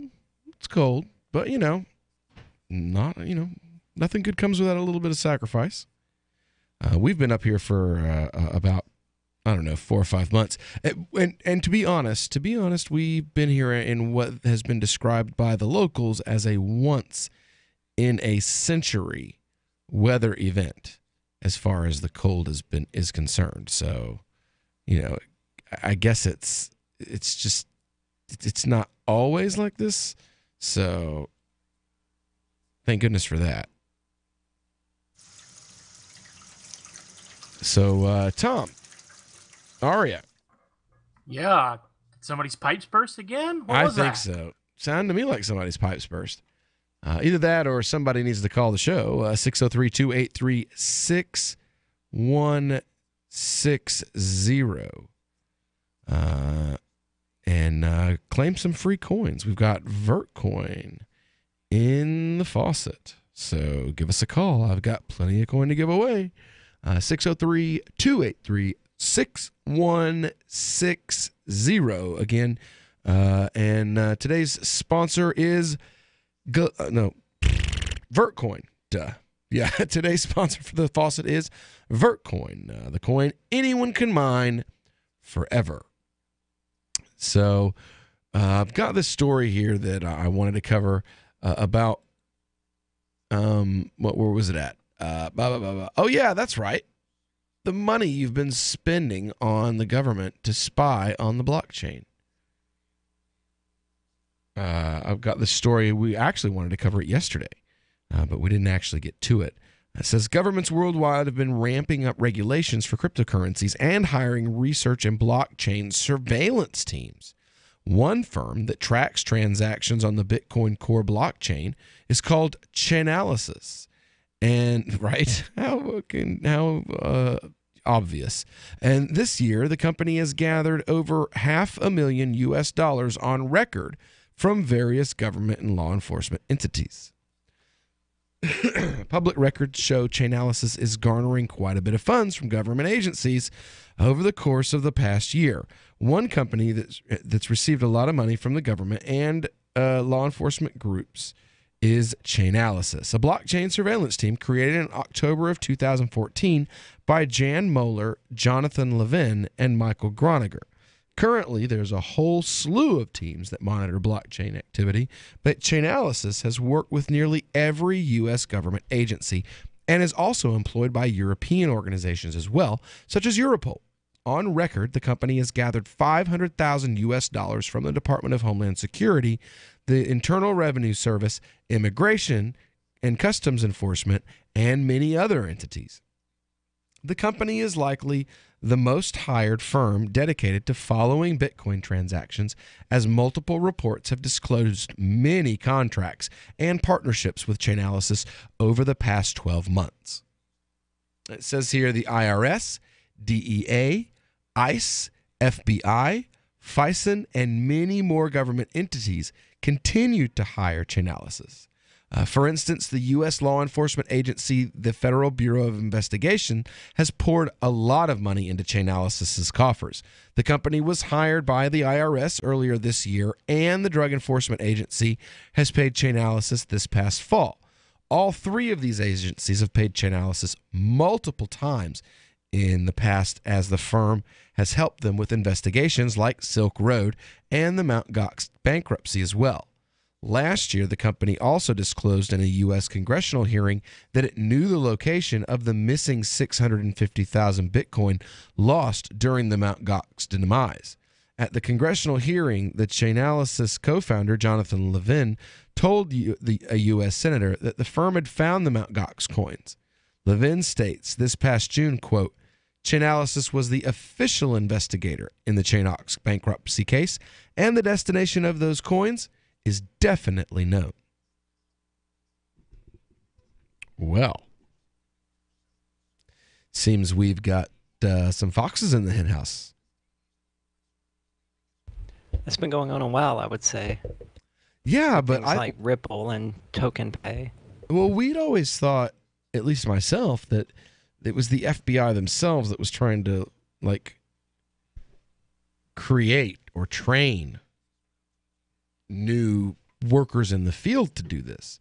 Not that there were members of the blockchain community who had created these companies in order to basically assist, become very proud to be the go-to guys for the feds when they want to investigate Bitcoin transactions. Well, of course, it's going to come from within. Wasn't there that law enforcement employee who found a hack in Parity or something like that and ran off with like $350,000 in someone's cryptocurrencies and then was like, no, I don't feel bad about it? Do you remember that? We discussed it on the show. Right. Yeah. Oh, it says here, Chainalysis's website states that the company believes in cryptocurrencies and blockchain technology.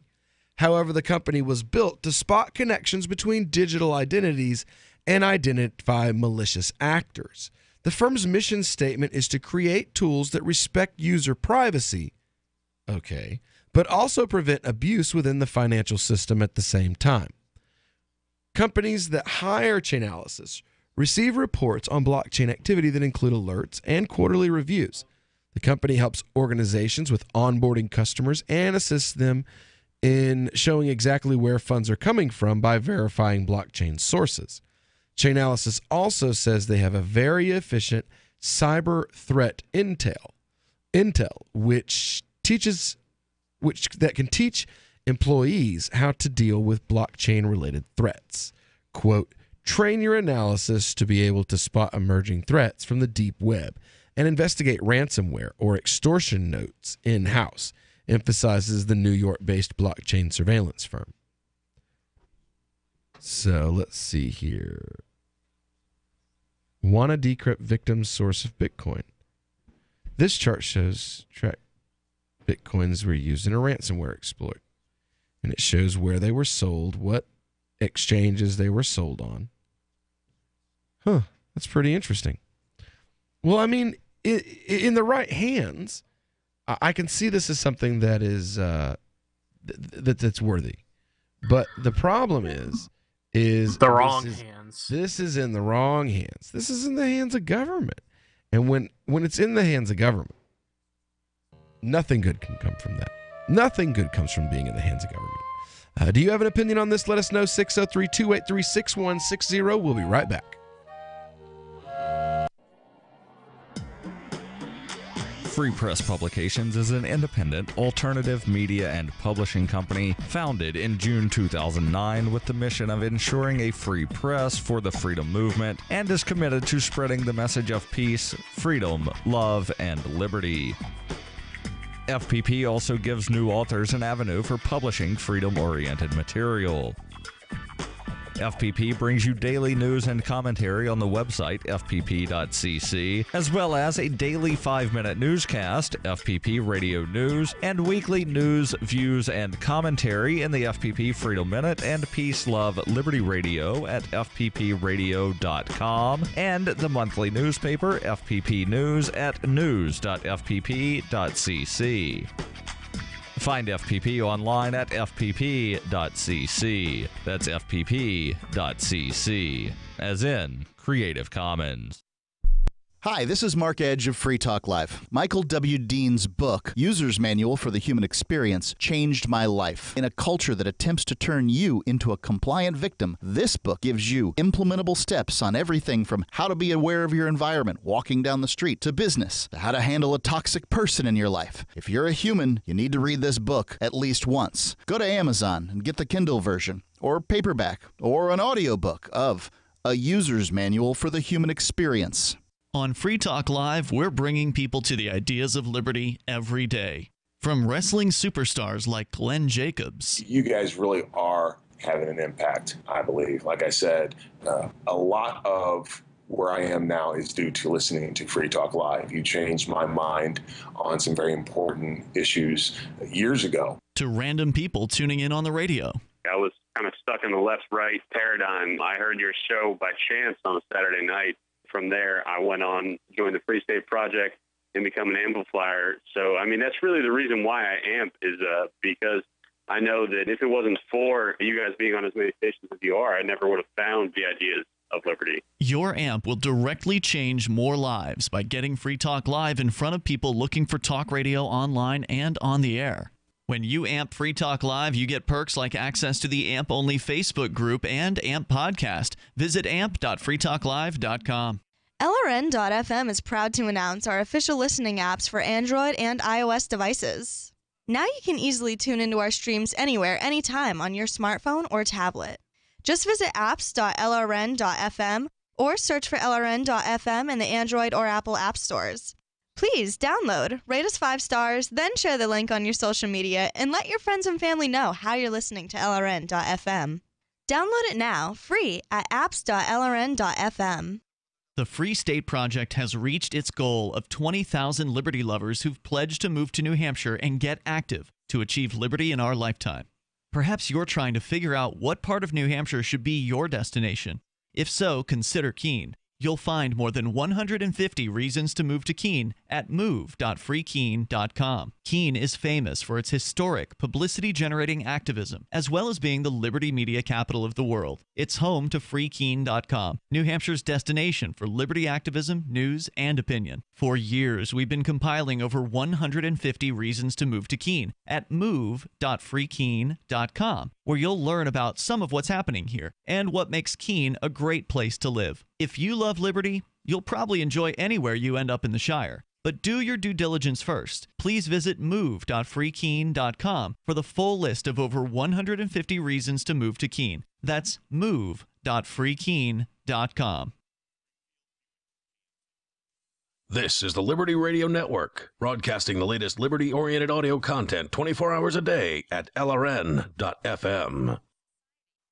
You are listening to the Crypto Hour on the Call to Freedom. تستمتعون إلى The Crypto Hour على برنامج نداء للحرية. Live from the Vertcoin studio. This is the Call to Freedom. It's the Crypto Hour, brought to you by Helium 47 here on LRN.FM. When you kill the faucet, you color 5 to get some free coins.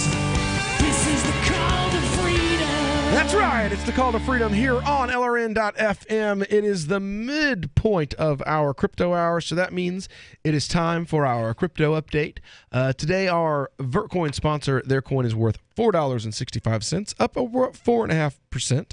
Zencash, the LRN sponsor, is at $38.60, also up about 4.5%.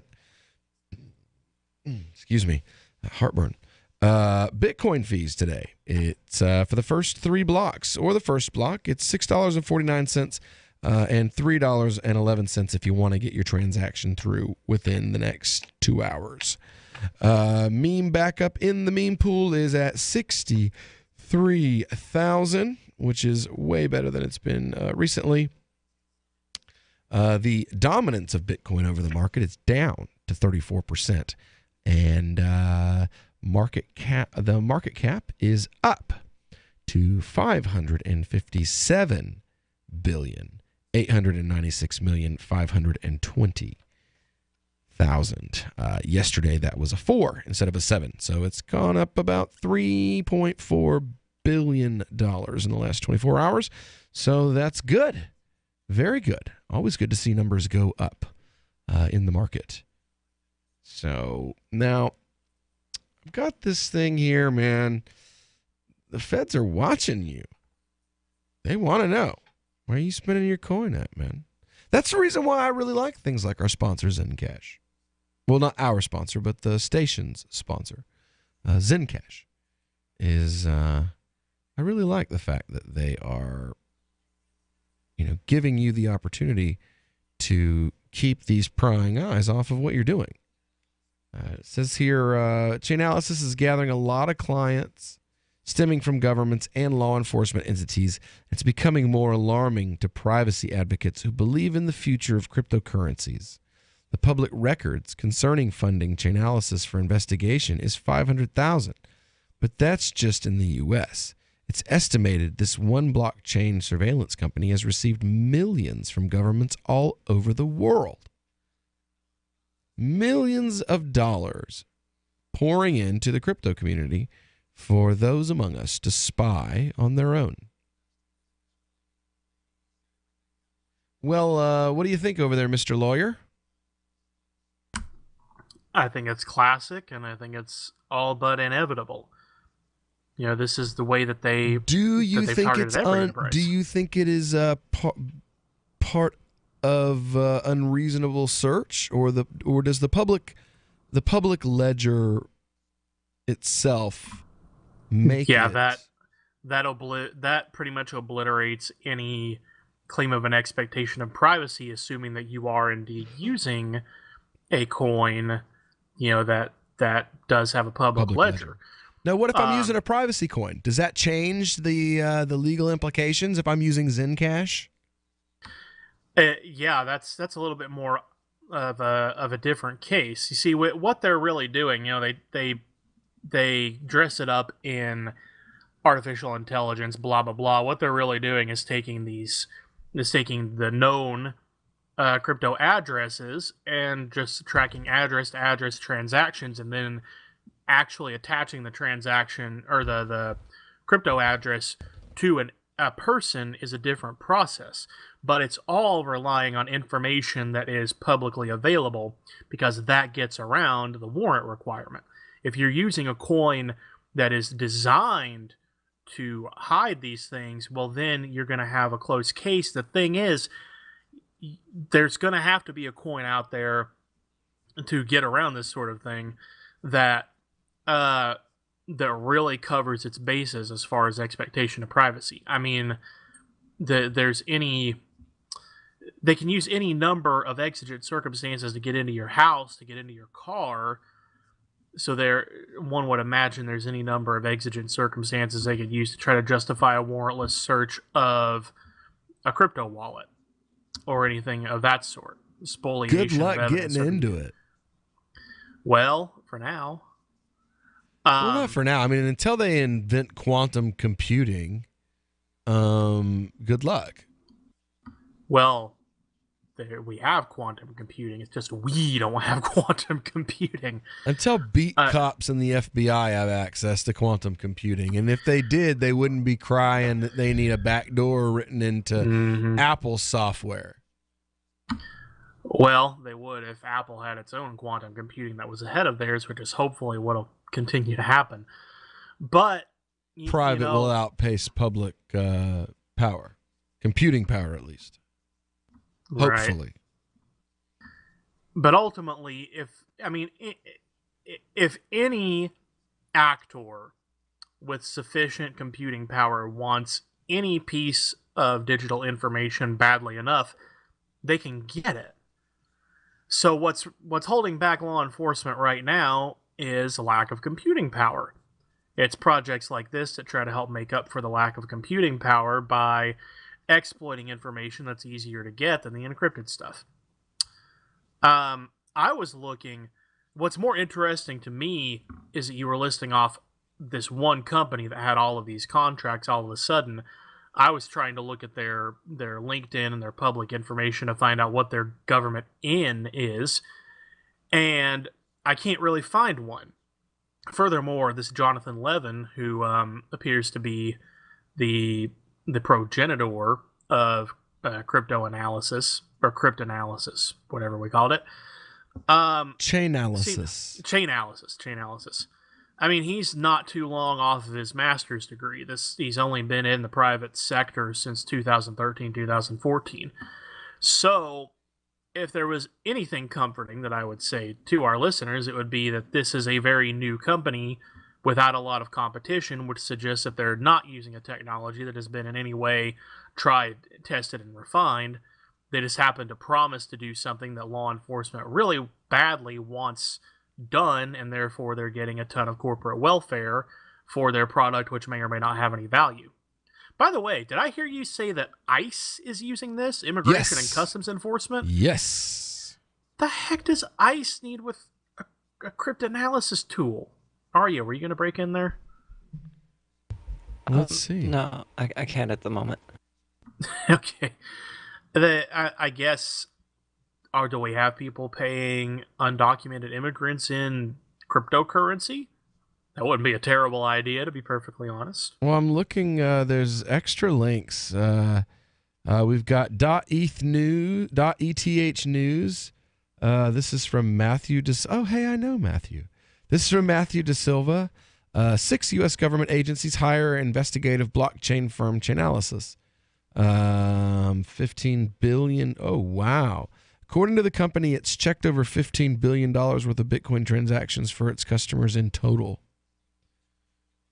I'm not surprised. The FBI the IRS just subpoenaed Coinbase to attempt to get everyone's records. Here it says on 9/12 of 2016. I'm looking at a chart here. It says through a careful search of the U.S. General Service Administration's Federal Procurement Data System. You know what? We'll get into that when we get back. I've got a list here. I've got dollar amounts. You want to know how much money is being spent to spy on you by this Chainalysis, to this Chainalysis group? I've got numbers. I've got dates. I've got wins, and I've got wheres right here, all coming up when we get back here on the Call to Freedom on LRN.FM.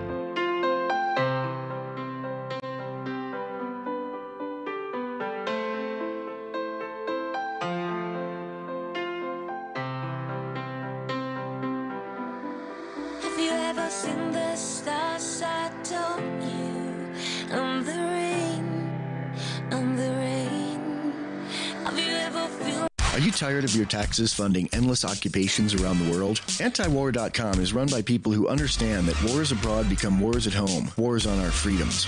Antiwar.com is dedicated to bringing you the latest in news, views, interviews, and reviews from the top movers and shakers in the anti-occupation movement. Antiwar.com has it all, from thorough foreign policy analysis to interviews with whistleblowers who used to run the military-industrial complex. Anti-war, pro-free market. That's antiwar.com. This is Michael Dean from the Freedom Fiends. I've run websites since 1996 and have used over a dozen web hosts in that time. AgristHosting.com is the only one that hasn't broken my heart. Agrist Hosting's uptime and service is stellar, and their DDoS mitigation is the best I've seen. That's important because if you tell the truth in this world, you'll ruffle feathers. And some people will try dirty tricks to silence your voice. No matter what the haters hit us with, Agrist Hosting keeps our websites online. If you have a mission-critical commercial presence or a world-changing activism site, you cannot tolerate any skullduggery. So go with agristhosting.com. Have a WordPress or blog site, but you're not satisfied with performance or uptime? Or just want raw hosting? Want to pay with Bitcoin? Agrist Hosting specializes in high-performance hosting with personalized service. Go to agristhosting.com and click on the button that says Get Hosted. That's agristhosting.com. There are lots of ways to listen to Free Talk Live. Our podcast has been around since podcasts began, and now the FTL feed is loaded with content besides our full show archives. Did you know that we make it easy for you to customize your podcast subscriptions? We have different feeds, one that includes only our full shows, one with just the Daily Digest, and one with just the Edgington Post. You decide what you listen to. It's quick and easy to customize your feeds at feeds.freetalklive.com. That's feeds.freetalklive.com. Radio is the most personal of mediums. I exist right now in your head. If you listen to Free Talk Live regularly, you know me. Free Talk Live is on more than 160 radio stations around the U.S. and has been downloaded on every continent around the world. Hundreds of thousands of listeners with ad packages from $600 a month to $6,000 a month. Imagine what we can do for your business, project, website, or idea. Email me, mark@freetalklive.com. LRN.FM now has a Discord. Discord is a free text and voice chat platform, and we now have our own server with a bunch of channels at discord.lrn.fm. You can join other listeners as they chat about various things during our live shows, or anytime, day or night. Discord software is available cross-platform, so you can have it on whatever device you want and take your chats anywhere. Join our Discord at discord.lrn.fm. That's discord.lrn.fm. Is spreading the message of liberty, cryptocurrency, and peace around the globe worth $2 per month to you? As you may already know, in addition to our internet feed, LRN.FM broadcasts on free-to-air satellite across North and Central America, as well as Sub-Saharan Africa. And we've been available on satellite for free 24/7 since 2010. The LRN.FM free-to-air satellite signal is reaching some of the most oppressive regimes in the world, and there's no doubt our ideas are making an impact. You can learn more about the channel's impact by watching the 3-minute video at fund.lrn.fm. If you'd like to help free minds globally with our ideas of liberty, cryptocurrency, and peace, you can donate as little as $2 per month via fund.lrn.fm. You can help us continue and expand our satellite broadcast to multiple continents. Visit fund.lrn.fm today, and thank you for your help. Don't forget to share the link on social media. That's fund.lrn.fm. You can sign up to receive the latest about the Liberty Radio Network via our email updates at updates.lrn.fm. That's updates.lrn.fm. You are listening to Call to Freedom's Crypto Hour, brought to you by Helium.com. आप सुन रहे हैं स्वतंत्रता की पुकार के crypto our को, जिसके प्रस्तुत करता है Helium.com।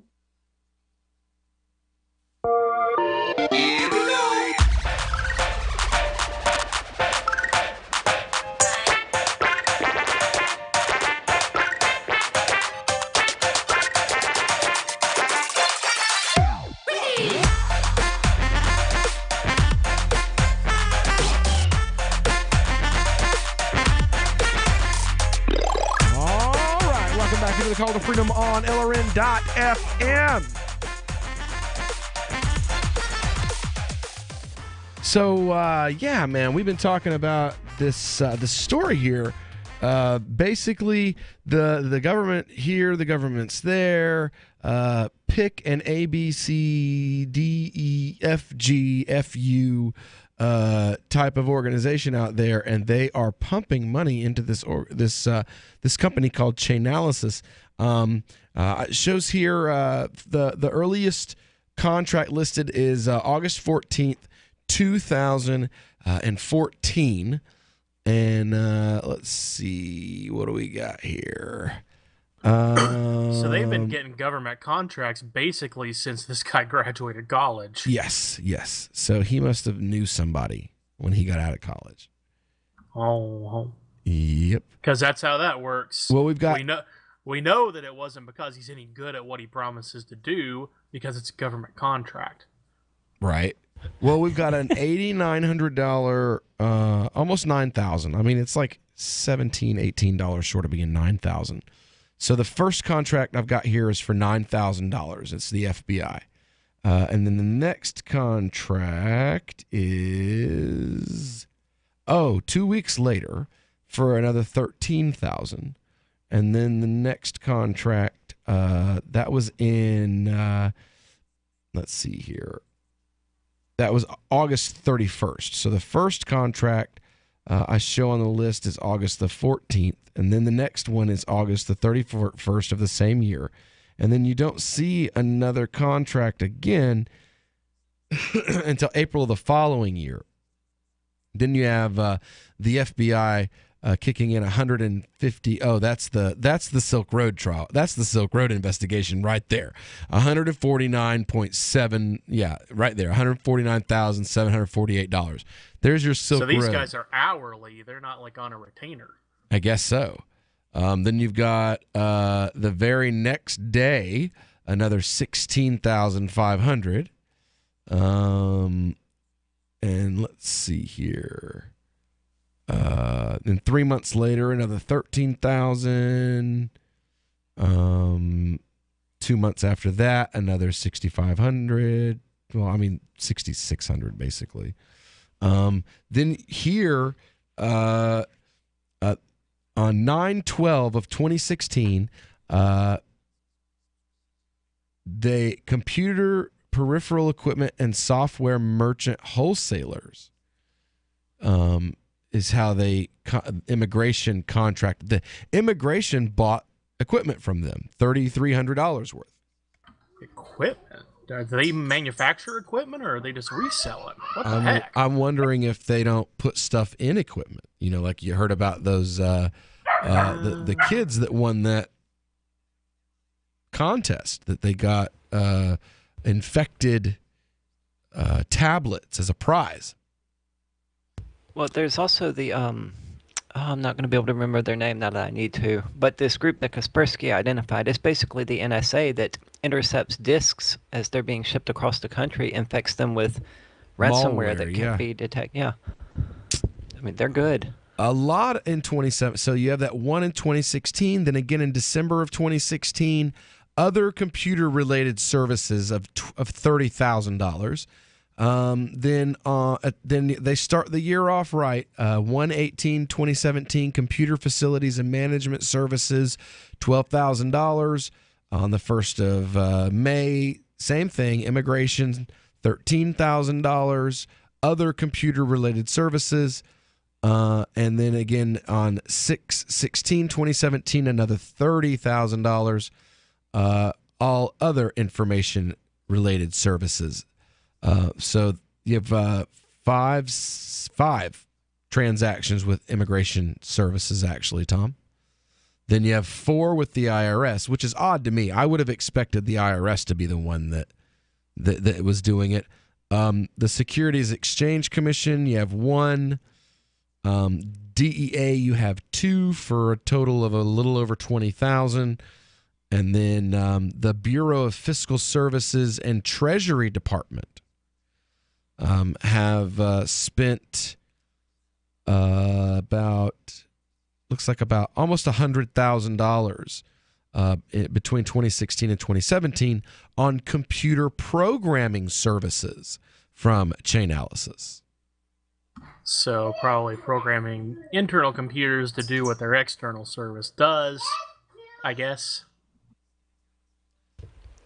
Who knows? The SEC struck a deal with the firm in 2017. Why isn't Chainalysis registered as government agents? I don't know. Because it's better. They're private contractors, yeah. And that means they're not. I mean, legally, that there's some legal shenanigan in place that means they're not government agents, that they're just contractors. That's why they're not subject to Freedom of Information Act requests, as an example. So Snowden wasn't a government agent. Nope.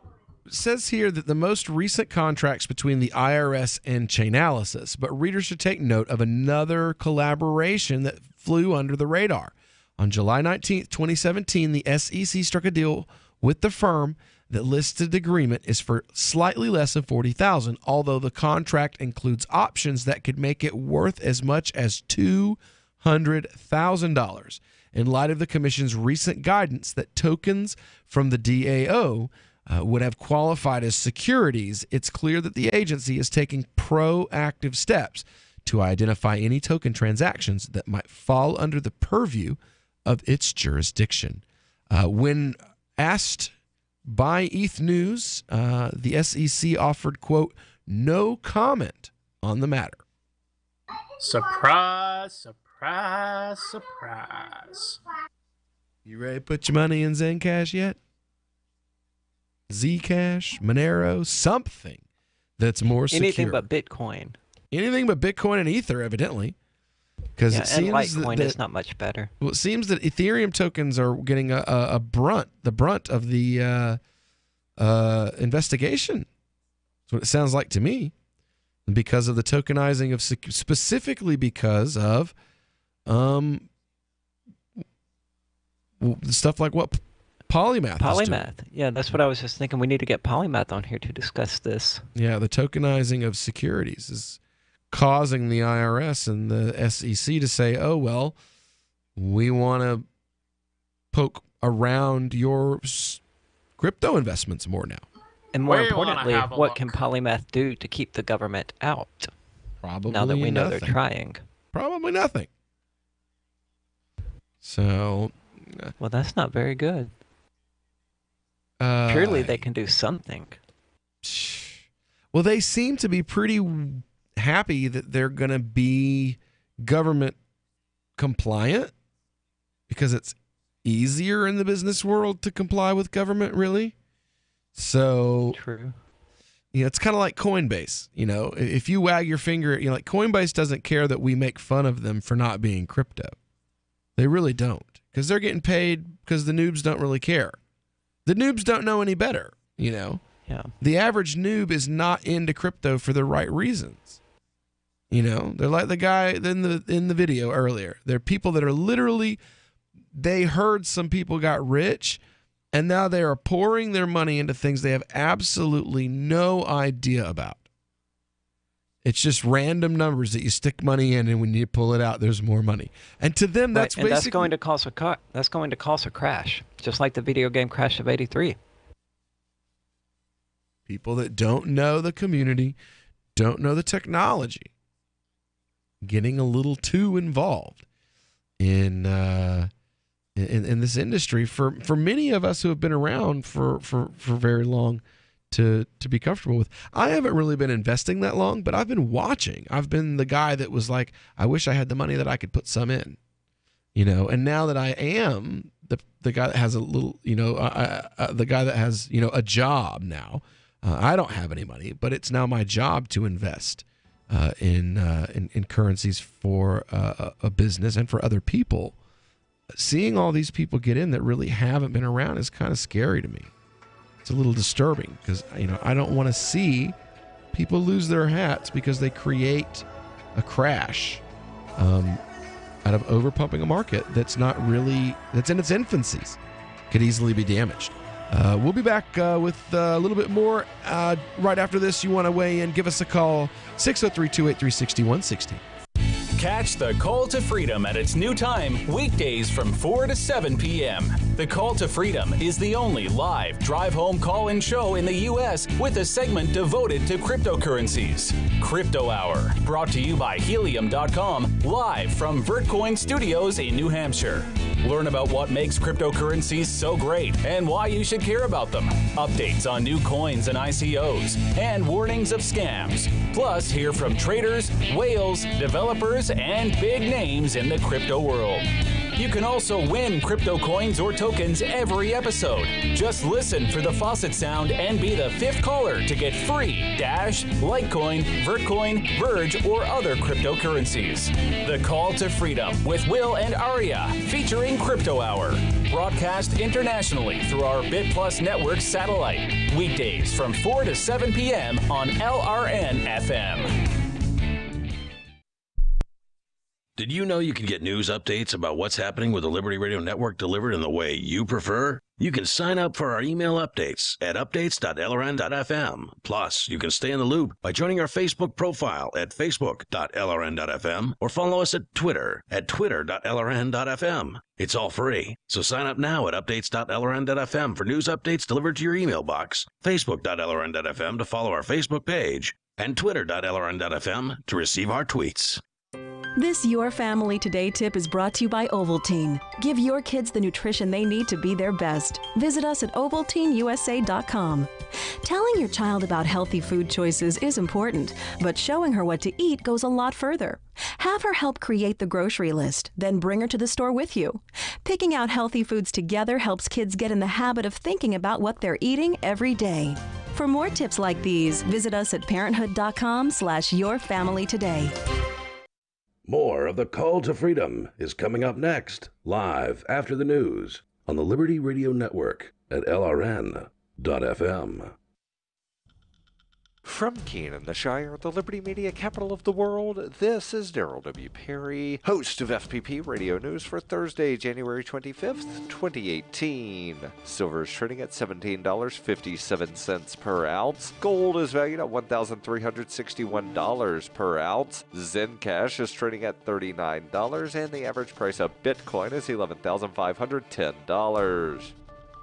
Antiwar.com reports that Turkey has been known for being very quick on the trigger to arrest any perceived dissenters, particularly when those dissenters are seen as pro-Kurdish. The invasion of Afrin, Syria, unsurprisingly, has led to a new round of arrests. At least 91 people have been confirmed to have been arrested overnight Monday during nationwide police raids in Turkey, targeting people who were spreading terrorist propaganda, which boiled down to expressing opposition to the invasion of Syria. The Turkish Prime Minister confirmed as much, saying opposition to the war was the biggest villainy and that Turkey intends to hold responsible anyone who commits this crime on social media. The arrests have included top politicians within the opposition People's Democratic Party, which is often vilified for being pro-Kurd, and at least 4 reporters were arrested. 6 of the detainees are also accused of planning a public protest in a park in the Kurdish part of Turkey, which is likely to carry an even stiffer sentence. Turkey has banned all rallies, protests, public meetings, and even concerts in the capital city of Ankara for the duration of the war. Elsewhere in the country, the laws aren't very clear about banning public expression of opinion, but the arrests are coming either way. For over 40 years, Robertson Roberts Brokerage has been a trusted source for buying and selling precious metals like gold and silver. And as a Bitcoin-preferred business, Robertson Roberts Brokerage has removed the minimum purchase amount for all orders paid in the digital currency. Call Robertson Roberts Brokerage today for knowledgeable advice on buying and selling precious metals and a forward-thinking approach to new technologies. 800-874-9760 or visit online at rrbi.co. UPI reports the Department of Justice sent letters to 23 municipalities on Wednesday demanding information on whether they are cooperating with federal immigration agencies. The letters went to cities, counties, and states with so-called sanctuary city policies that limit local enforcement of federal immigration laws in order to end fear of deportation and encourage school attendance and reporting of crimes. The letters threaten subpoenas and an end to some federal grant funds if the jurisdictions do not comply with the order. The DOJ demands that local law enforcement agencies demonstrate they are properly sharing information regarding the immigration status of those in custody. The department cites Title 8, Section 1373 of the U.S. Code, which promotes cooperation between local agencies and the federal immigration enforcement. It adds that adherence to the statutes is a precondition to receive some federal grants. Those receiving letters include the states of California, Illinois, and Oregon, and the cities of New York and Albany, New York, Berkeley, Los Angeles, and Fremont, California, Burlington, Vermont, Jackson, Mississippi, Lawrence, Massachusetts, Louisville, Kentucky, and West Palm Beach, Florida. Cook County, Illinois, Bernalillo County, New Mexico, King County, Washington, and Monterey, Sonoma, and Sacramento counties of California also received the letters, as did the city counties of Denver and San Francisco. The mayors of New York City and New Orleans on Wednesday canceled scheduled meetings with President Trump over the letters. Mayors Bill de Blasio of New York and Mitch Landrieu of New Orleans were expected to travel to the White House for a working session with Trump along with a number of other mayors. De Blasio tweeted, "I will not be attending today's meeting at the White House after @real Donald Trump's Department of Justice decided to renew their racist assault on our immigrant communities. It does not make us safer and it violates America's core values." Landrieu said he would not attend the meeting under false pretenses. CNN reported at least one Republican mayor also would not attend the working session, though did not name which mayor. A spokeswoman for Louisville Mayor Greg Fisher, whose city received a letter, said he would attend the meeting but disagreed with the administration's threat of subpoena. Fisher told reporters, "This notice today is insisting that people send proof that they are in compliance with federal law, and I would bet that many of us up here have already done that, so perhaps the mailbox at the DOJ should be checked." He said an attack on one of our city's mayors who is following the Constitution is an attack on all of us. I will not be attending that meeting. A crackdown on sanctuary communities was among the first order of the Trump administration. The LA Times reported Attorney General Jeff Sessions has repeatedly called the municipalities' policies a public health hazard. You can support FPP Radio by joining the Fans program. To learn more or to join the Fans program, visit fans.fppradio.com. This has been FPP Radio News, online at fppradio.com. If you're one of the many frustrated singles who suffer from online dating fatigue, you might just be in luck. A new dating website launched this week that caters to fed-up men and women who simply want to meet eligible singles with unbroken skin or open sores similar to their own. It's called Last Shot. If you're one of those people who is just ready to throw your hands up in the air and start a life with someone who has unbroken lesion-free skin, or on the other hand, if you're open to someone who has boils and abscesses similar to your own, Last Shot is perfectly calibrated to your needs. Boasting a user-friendly interface and affordable dues of $4.99 a month, Last Shot simply asks users to log in, then click yes or no if they have open sores. Within moments, they're connected with hundreds of eligible singles who have comparable skin conditions. Reviews have been overwhelmingly positive. Arcuri hopes to one day introduce an upgraded membership experience, which would allow exasperated singles to filter for specific skin conditions. This is the Onion News Network. You are listening to the Call to Freedom live on LRN.FM. تستمعون إلى نداء للحرية مباشرة على LRN.FM.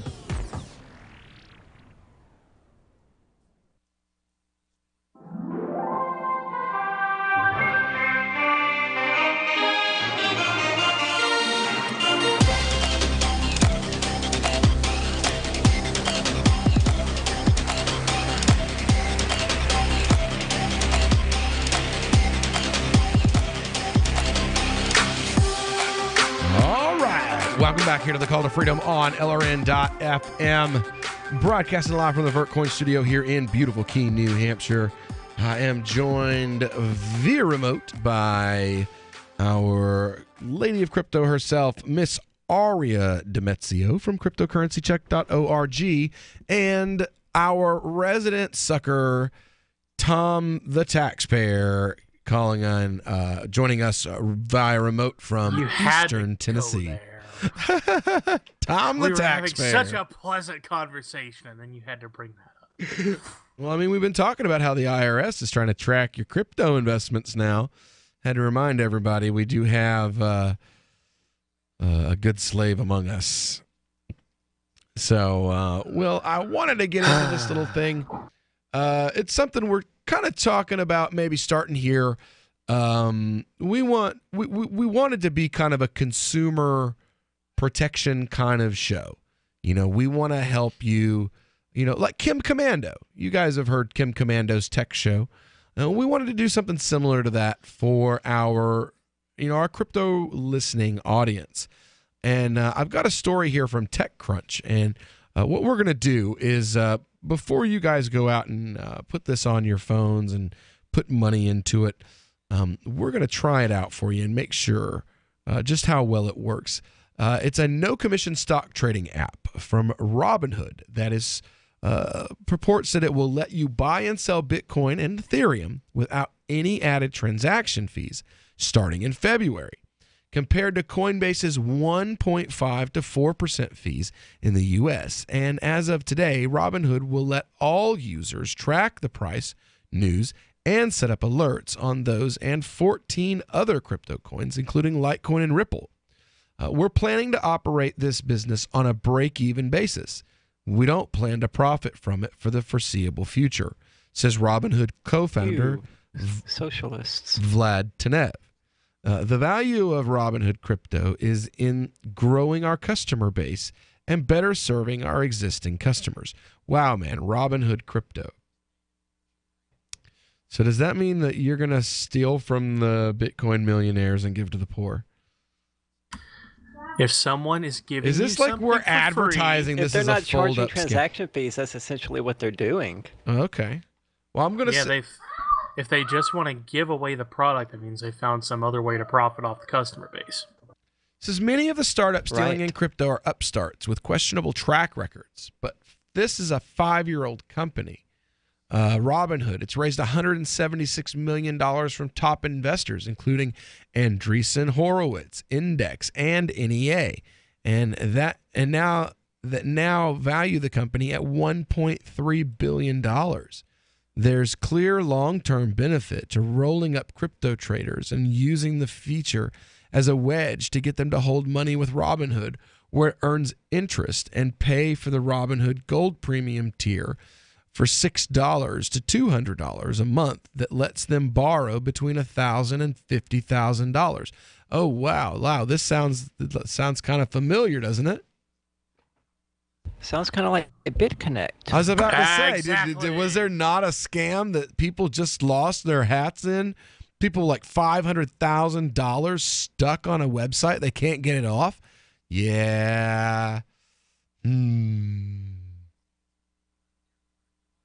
Let's see here. Here's how Robinhood Crypto works. You can instantly transfer up to $1,000 from your connected bank account.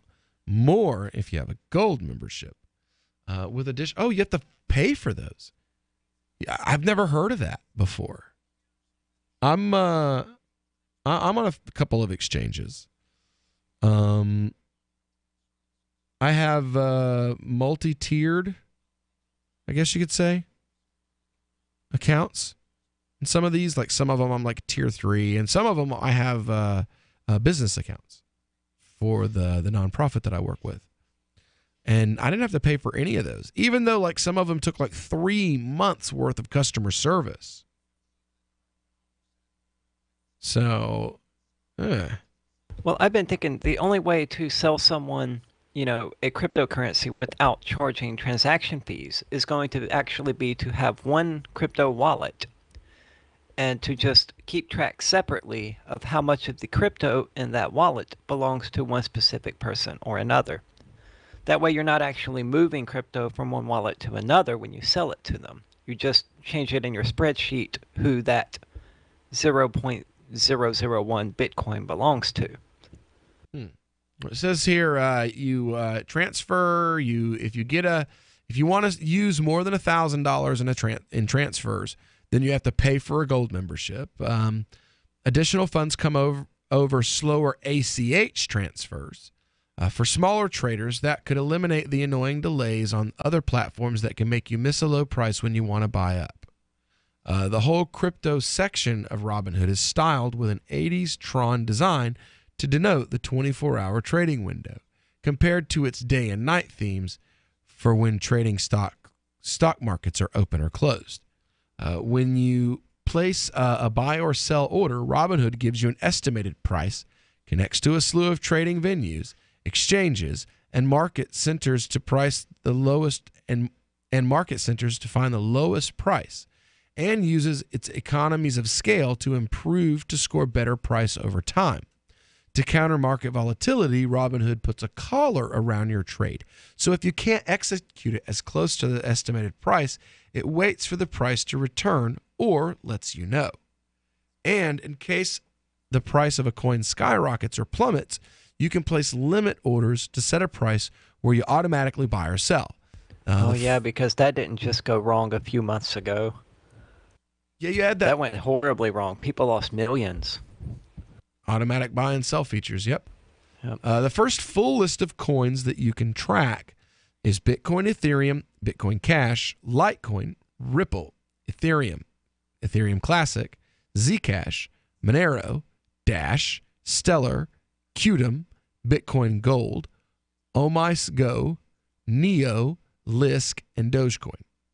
Only Bitcoin and Ether will be available for trading when that rolls out to waves of users starting in California, Massachusetts, Missouri, and New Hampshire in February, though more will be added. So that means I'm going to be the one that's going to be testing this out. I don't know. What do you think, Daryl? You want to test it out with me too? Or someone with the VPN connection in You want to test it out with me too? I've got Daryl Perry sitting over here across from me. He does a little crypto in himself. You want to test this little app out as well and see if we have similar experiences? Test which? I wasn't listening. I'm over here watching Raw 25 from Monday. Oh, I saw the headset on and I totally... Oh, yeah, no, it's plugged into my laptop.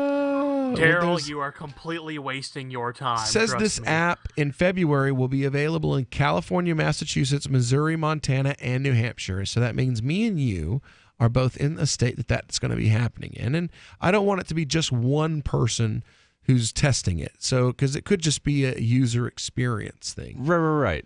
So it's called Robinhood Crypto, and it's an app. Right now you can track currency values with it. Okay. But soon you should be able to buy and sell Ethereum and Bitcoin with no transaction fees. No transaction. So are they They'll saying keep the that private keys, they aren't charging you a fee, or are they saying that Bitcoin will transfer with no fee? Because those are two Coinbase charges different you things. between 1.5 and... Notice they didn't say it would transfer with no fee. They said there would be no transaction fees. I think they're going to just have the one private key, and they're just going to earmark what crypto belongs to what people. And hold all of it within single addresses. There's no other way to do it. Otherwise, yeah, there's going to be fees. They're built into Bitcoin. Says, we're extremely selective about the cryptos that we're making available on the platform. We're introducing these first because these are the most mature coins. So, yeah, all right. When we get back here, we'll get into this and a little bit more on this new exchange that's opening up. Yeah, I'll test it with you. Cool. What do you shop for that you could otherwise buy at Amazon? Pretty much everything, right? Amazon has competitive pricing and they deliver, and that's a big plus. If you could plan ahead in your shopping, would you be interested in saving up to 33%? There's a catch. You have to do your shopping in Bitcoin. But imagine those savings. It's like a huge raise. All you have to do is go to saveitpurse.com. We've saved thousands, and you can too. Plan ahead and save. Saveitpurse.com. Hey, I'm LRN.FM Program Director Ian Freeman. If you're listening to our free-to-air satellite feed in North or Central America, heads up. We've been on the same channel on the Galaxy 19 satellite since 2010, but now our satellite provider is moving us to a new channel on a different transponder. The original channel will stay on the air until the end of February to give you time to transition without any loss of service. So don't delay. I've posted the new channel details at sat.lrn.fm, but in case you're listening with no internet access, if you do a blind scan on your receiver, you should see the new channel at transponder 12, 11,936 megahertz, horizontal polarization, symbol rate 20,000, FEC 3/4. All that information is at sat.lrn.fm, as well as a link to our Patreon where you can support our channels for just $2 a month. Visit sat.lrn.fm for more information about our international satellite channels, and thanks for listening to LRN.fm. Imagine someone in your community getting in their car, turning on the radio, and hearing the Liberty Radio Network. You can make that vision a reality with your own micro radio station. Visit broadcast.lrn.fm to learn how you can put our programs on the air in your area. You can have LRN.fm running around the clock, and you can even add in your own local shows. Building a radio station is simple, but programming isn't. That's where LRN.fm comes in. Learn more at broadcast.lrn.fm. That's broadcast.lrn.fm. Looking for a great real estate investment? Consider New Hampshire, which is ground zero for the Liberty Movement. Your first call should be to Mark Worden from Porcupine Real Estate. He's more than just a real estate agent. He's your New Hampshire concierge. Where are the best places to live? Do you want farm, city, the burbs, or forest? Do you want a duplex or multifamily building so that renters pay your mortgage? There are homes in all price ranges in New Hampshire, and Mark can help with financing too. Invest in Liberty and property. Mark Worden can help. PorcupineRealEstate.com. The 3 most important things you can do for LRN.FM are: 1. Let your friends know you're listening to LRN.FM on your social networking profile. 2. Buy the things you buy online through shop.lrn.fm. 3. Give $5 a month to the AMP program at amp.lrn.fm.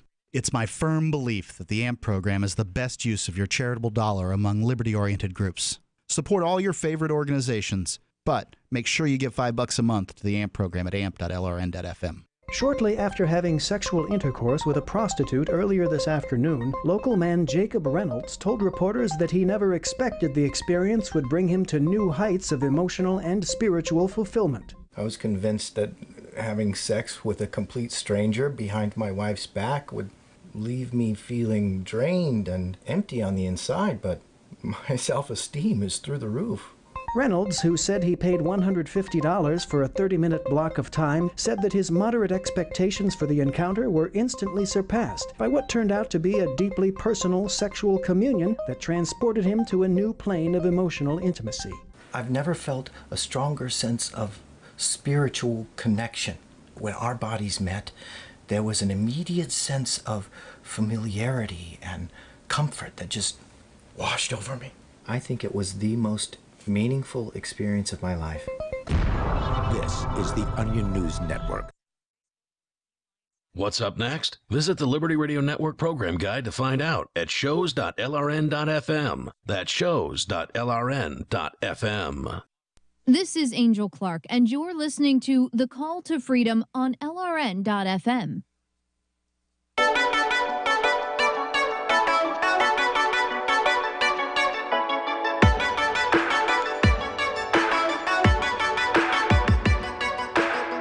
Turn myself into a pickle, Morty! Boom! Big reveal. I'm a pickle. What do you think about that? I turned myself into a pickle! I'm Pickle Red! Welcome to McDonald's. Can I take your order? All right. Welcome back here to the Call to Freedom on LRN.FM. All right. So if you're new to cryptos and you're looking to make an investment, you know what? Let me make a suggestion. Instead of spending hours and hours reading white papers and looking over candlestick charts, do it the easy way. If you're just getting started, don't pour. Like my father-in-law came to me just the other day, and he says, "You know what? I want to make an investment. I see what you and my brother-in-law lives in San Francisco. When I first suggested buying in." Back in 2013, he decided to buy it. And my father-in-law was like, I see you guys have done well, and I want to make an investment. And I'm like, you know what, Dad? Don't put all this is a lot of money. Don't put all of it in just a couple of coins. Put at least half of this in helium. It's a much safer investment, and they've already done all the work. They've created this bot. It's really cool. It watches the rates of regular currencies like the dollar and the yen and the New Zealand dollar and cryptocurrencies at the same time.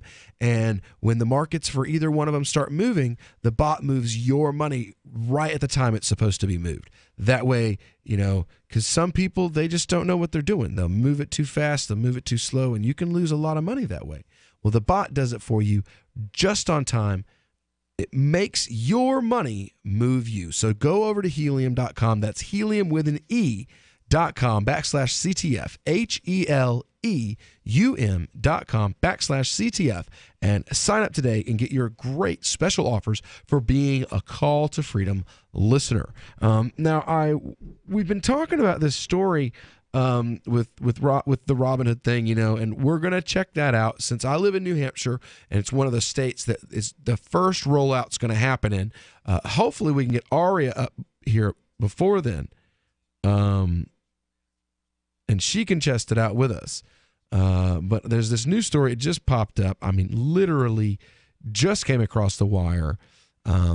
All major Korean cryptocurrency exchanges fail privacy tests given 30 days to improve. That's right. South Korean Communication Commission has conducted a survey of all major cryptocurrency exchanges in the country and found them all to have insufficient customer data protection. 8 exchanges have been sanctioned with 30 days to resolve their issues and safeguard their systems. Is this surprising to you, Aria, with all the stuff that's been going on, that we still have exchanges out there after Mt. Gox that haven't gotten it together yet? Not at all. I mean, people in general don't take IT security seriously. I mean, it's why I like repeating that we're not ready for the Internet of Things, because it's an afterthought at best for people. You are our resident IT lady, so come on, talk to us. Tell us why this is happening and what we can do to prevent it and how we can protect ourselves. Yeah, take the Den botnet that occurred last year. Millions of devices all connected to the internet were infected. Do you know whether or not your device was infected? Chances are that it was. Millions were, and they're still infected because people just don't. They don't care. They don't take it seriously. I would bet that fewer than 1 in 100 actually bothered to go online and check to see if their phones were one of the ones that were on that botnet. And it's going to become more and more common because it's cheaper to offload all of that processing power and that bandwidth usage to other people. I mean, then the hacker doesn't have to pay for that. They just have to get the virus out there. Other people will end up with it either through Google Play or, clicking some link that they shouldn't have clicked. And that's not just an average person mentality. I work with a guy who opens up terminal services on computers that there's no reason to connect to, and then sets passwords that are just the user's first name. And he's an IT professional. And he's not alone in that. I've worked with countless people who do that. No one takes it seriously. It's a joke. That's crazy. Yeah. I got the people. Go ahead. Because the people who should be taking it seriously, like this guy that I mentioned and myself, I mean, they don't. They simply don't. They'll go to Walmart and buy a Linksys WRT54GL. And you can pull into any parking lot in the United States that is using one of those Linksys, and you can connect to it within 5 minutes and have full control of their network. Because the vast majority of people will never change any of the default information. True. That's true. That's so true. I'm guilty of it myself. Well, yeah, but you're not out there installing the routers and stuff. Yeah, true. These are people who should know better, whose job it is to know better so that you don't have to. Oh, I know for sure that one of the first things I'm going to do when you get up here is have you come to my house and, look over my smart implements that are in the house and check my computer stuff and make sure that we are safe and secure from prying, spying eyes outside of our home, trying to look in and see what we're doing, turning on things off and on. We want to have that kind of security, and we have the ability to get beefed up security hardware via our friends Think Penguin, but software and real IT professional work, that's your forte. Yeah, that's what I do for a living, more or less. Hey, where can somebody, if they wanted to hire you, is there a website they could go to? No, they'd have to be local. Oh.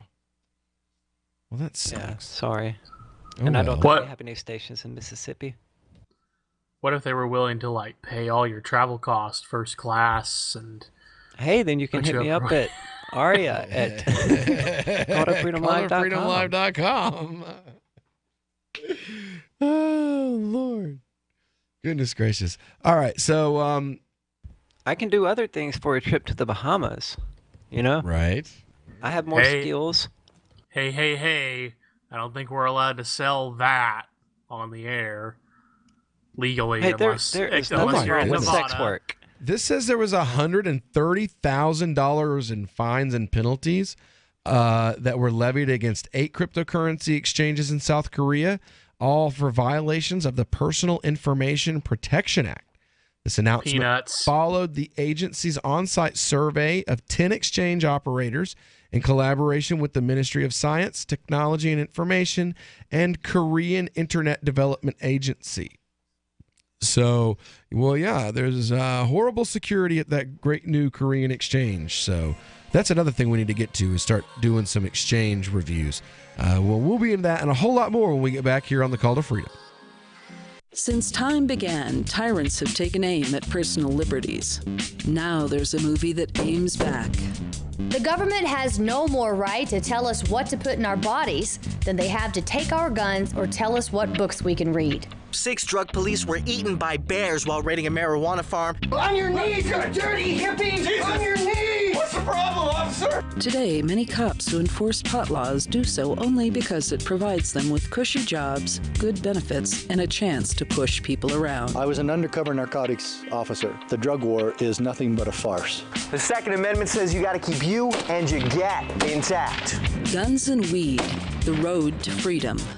A film by Michael W. Dean and Nima Vadadi. DVD available now at gunsandweed.com or on Amazon. That's gunsandweed.com. Makes the perfect gift.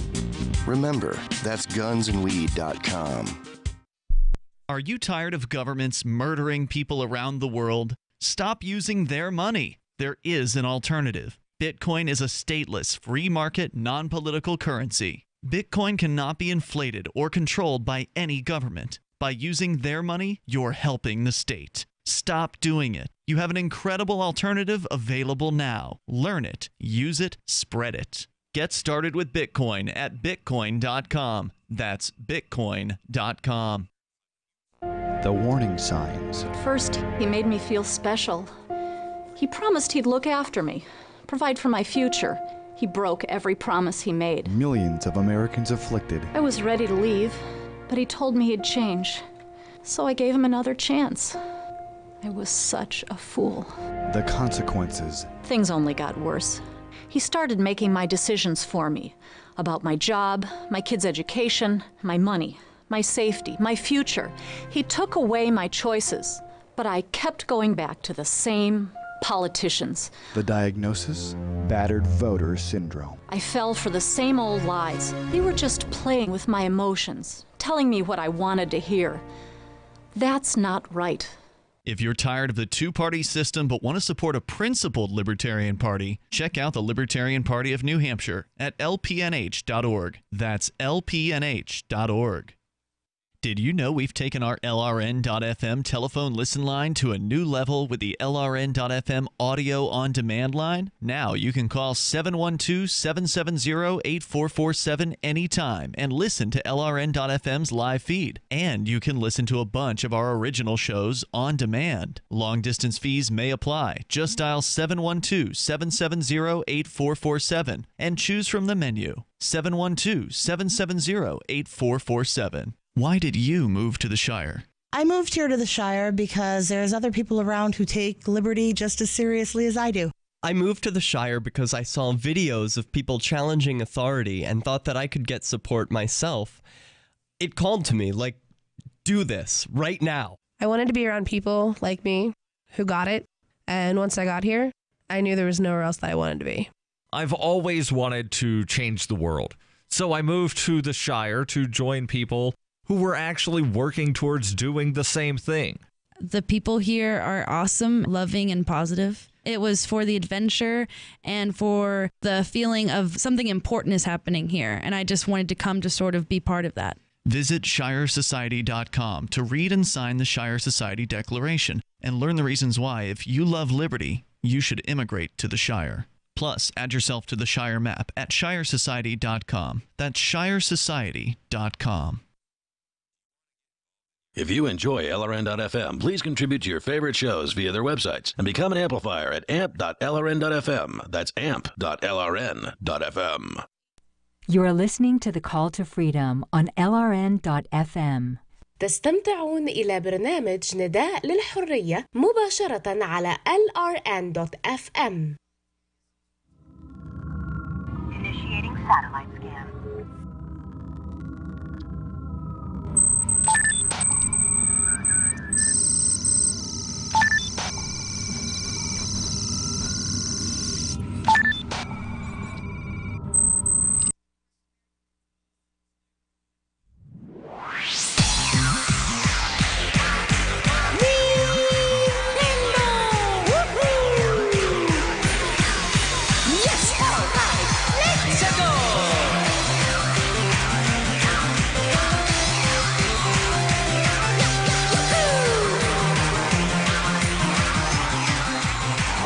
Welcome back into the Call to Freedom on LRN.FM. If you were listening closely, you heard our Galactic Systems drone wandering around overhead looking for a target to drop an airdrop on one lucky caller.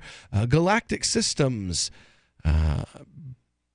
Learn more at galacticsystems.net. Give us a call, 603-283-6160, and claim your Galactic Systems, galacticsystems.net airdrop right now.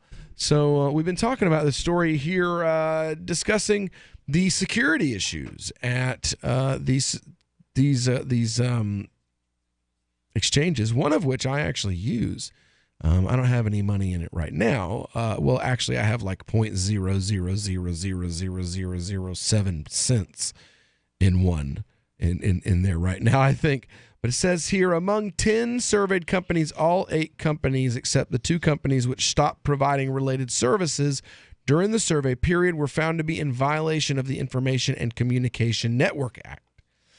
10 companies surveyed included Upbit, Ripple 4Y, Coinpia, Ubit, Corbit, CoinOne, CoinPlug, iLabs, Bizcoin, and BizStore, according to Chosun. Bizcoin and BizStore stopped their crypto-related services during the survey and were excluded from the list. The news outlet detailed that the country's largest crypto exchange by volume, BitThumb, was previously investigated separately. The KCC fined Upbit $18,000, Ripple around $15,000, Coinpia around $15,000, iLabs around $8,000. Corbit got quite a bit, and CoinOne also paid over $20,000. Upbit is one of South Korea's largest exchanges, backed by the operator of the country's most popular chat app, Kakao Talk. Meanwhile, Yobit was already in the process of filing bankruptcy before the survey ended. BitThumb was sanctioned by KCC previously in December. The agency fined the exchange $56,000 for leaking customer data. Again, it's a pittance. That's the problem with cybersecurity related fines across the board. Arya might have read into this too. It's not enough to actually change the behavior, and consumers, unless, we're trying to fix this here, but consumers usually aren't educated themselves enough to get mad enough about it to vote with their dollars the way we would hope the market works. Let's hope that changes. No, they don't have any idea how bad it is. Yeah. They don't even know where to start. There's an enormous conflict of interest with IT people and IT security. Because maintenance is cheaper than repairs. That's true in IT as well. But we're the ones doing the maintenance and the repairs. So, which one do you think people who are motivated by money would prefer for you to have to do? I'm motivated for you by to pay for whatever's the easier. repairs. That's what Exactly, I'm motivated Will. by. Whatever's easier. What makes my Yeah, but life they don't easier, care. but I still get a paycheck? A good paycheck. It's not that I'm lazy. It's just that I don't want a headache unnecessarily. You know what I'm saying? Well, neither is really more difficult than the other. Oh. In fact, maintenance is probably more difficult. Oh, so more work for less money? Yeah, I would say so. Then yeah, you're right. Totally conflict. Yeah, I can see. But what's keeping me, other than my own morality, what's keeping me from going to one of my clients and just slipping some ransomware onto their server and adding my Bitcoin address to it? Criminal laws are pretty much it. And then it's a matter of, do you get caught, and is it enough for I the would be state the to one care? doing the catching. Exactly. Wow. So, it's this gigantic conflict of interest that, no one is talking about, and I suspect it's at the source of the problem here, and no one taking it seriously because they don't. So you think programmers may be in on some of this? Like the security people themselves? The IT people themselves? I would say they're certainly not as motivated financially as they are as we would like. Yeah, it's as we would like. The financial motivator for them is when it breaks, they get paid more. Basically. Exactly. Yeah, and they're the ones who are supposed to keep it fixed. It says here that the commission's ordered all the exchanges to immediately stop all violations. Don't do drugs. Right. They are to how we make stop people from doing them. Well, they're to make corrections within 30 days, report the results to the KCC. The commission also plans to provide guidelines and regular education for any exchange officers in charge of personal information. To prevent unauthorized access of personal data, the KCC requires the exchanges to, quote, install and operate an access control device, such as an intrusion prevention system, take measures to prevent the tampering of the access record, and take encryption measures for secure storage and transmission of personal information. See, and most people wouldn't even know what an intrusion prevention system is, let alone that they're largely ineffective. It says the exchanges must also, quote, establish and implement internal management plans, including those related to the management of virtual currency electronic wallets and cryptographic keys, and the transmission of virtual currency transactions. What do you think of the privacy protection measures at South Korean exchanges? Generic. For real? No way to enforce, really? And there's obviously they don't. Well, that's the best. Here's the thing. I know we're about stateless solutions here, but if you made all that stuff available to your customers, that would itself be a potential security compromise.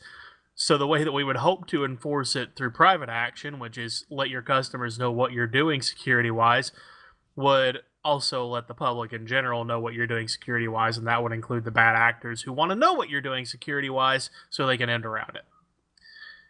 So it's well, even just the other day, the South Korean government straight up said, like, we can talk all this regulation and stuff all that we want to, but there's really no real way to do anything about it. That's honesty right there.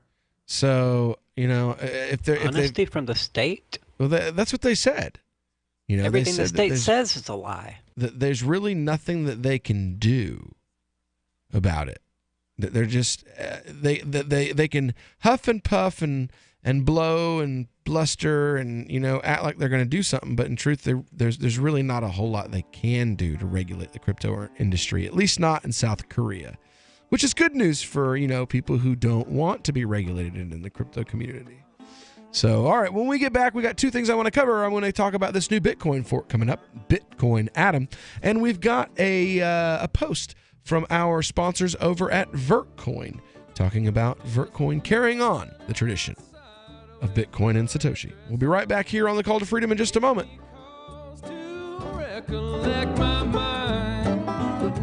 She don't see me with my torn up blue jeans on, wondering why her good old fella ain't got the time.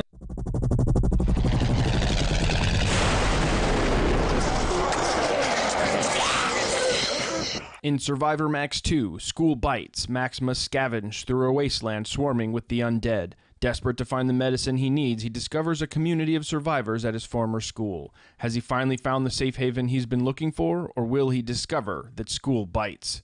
Look for Survivor Max on Facebook, read reviews on Amazon, and read Chapter 1 at survivormax.com. So the protection of life, liberty, and property is what the Free State Project is all about. But it's an effort to move 20,000 people who understand. It's about demonstrating to the entire country that, yeah, we can have a free market, a truly free market. Making it just a freer, great place to live. It's the world's largest voluntarist libertarian community, and it's only getting bigger. That's amazing, to be able to move to a place where other people passionately believe in being free and independent. What the Free State Project is managing to do, though, is to put their money where their mouth is. It's physically getting up across the country and saying, let's go someplace and let's demonstrate the power of these ideas. There's a lot of kind of philosophy that surrounds liberty. There's a lot of thinking about it and talking about it. But here in New Hampshire, people are doing it. 101 Reasons Liberty Lives in New Hampshire, a documentary by Free State Project Early Movers. Watch it free at 101reasonsfilm.com. 101reasonsfilm.com. Some of you asked, and now we've delivered. LRN.FM's live Keene, New Hampshire studio shows are now streamed in HD on Twitch. Visit our channel at twitch.lrn.fm and give it a follow. If you have Amazon Prime, you get one free subscription on Twitch. If you use it on our channel, Twitch will give LRN.FM a monthly piece of your Prime subscription cost. So please watch, follow, share, and subscribe to twitch.lrn.fm. That's twitch.lrn.fm.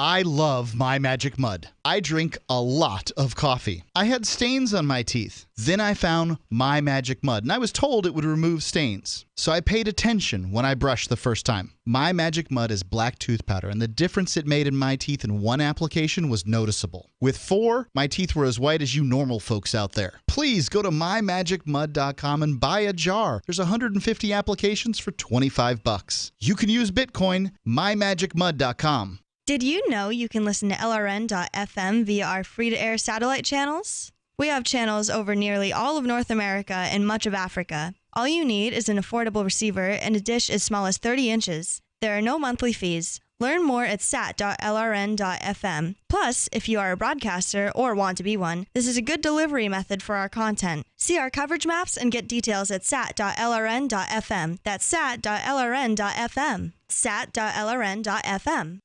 Are you about to meet the media? If you're about to be interviewed, do their homework for them. Know this about the person who will interview you. He or she is busy, so expect minimal, if any, preparation. He or she doesn't know as much about your topic as you do. He or she isn't as concerned as you are about getting your message out, so you need to take responsibility. Provide a biography and fact sheet, photographs, or other materials that tell your story. Reporters won't be put off if you supply frequently asked questions. Remember, Public Speaking 101, at the end of the speech, what's the one thing you want them to remember?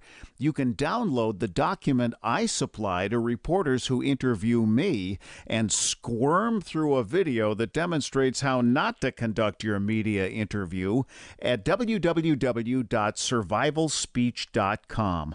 I'm Holland Cook. Join the LRN.FM Discord for live chat 24/7 at discord.lrn.fm. That's discord.lrn.fm. You are listening to the Call to Freedom on LRN.FM. आप सुन रहे हैं स्वतंत्रता की पुकार सिर्फ और सिर्फ LRN.FM पे।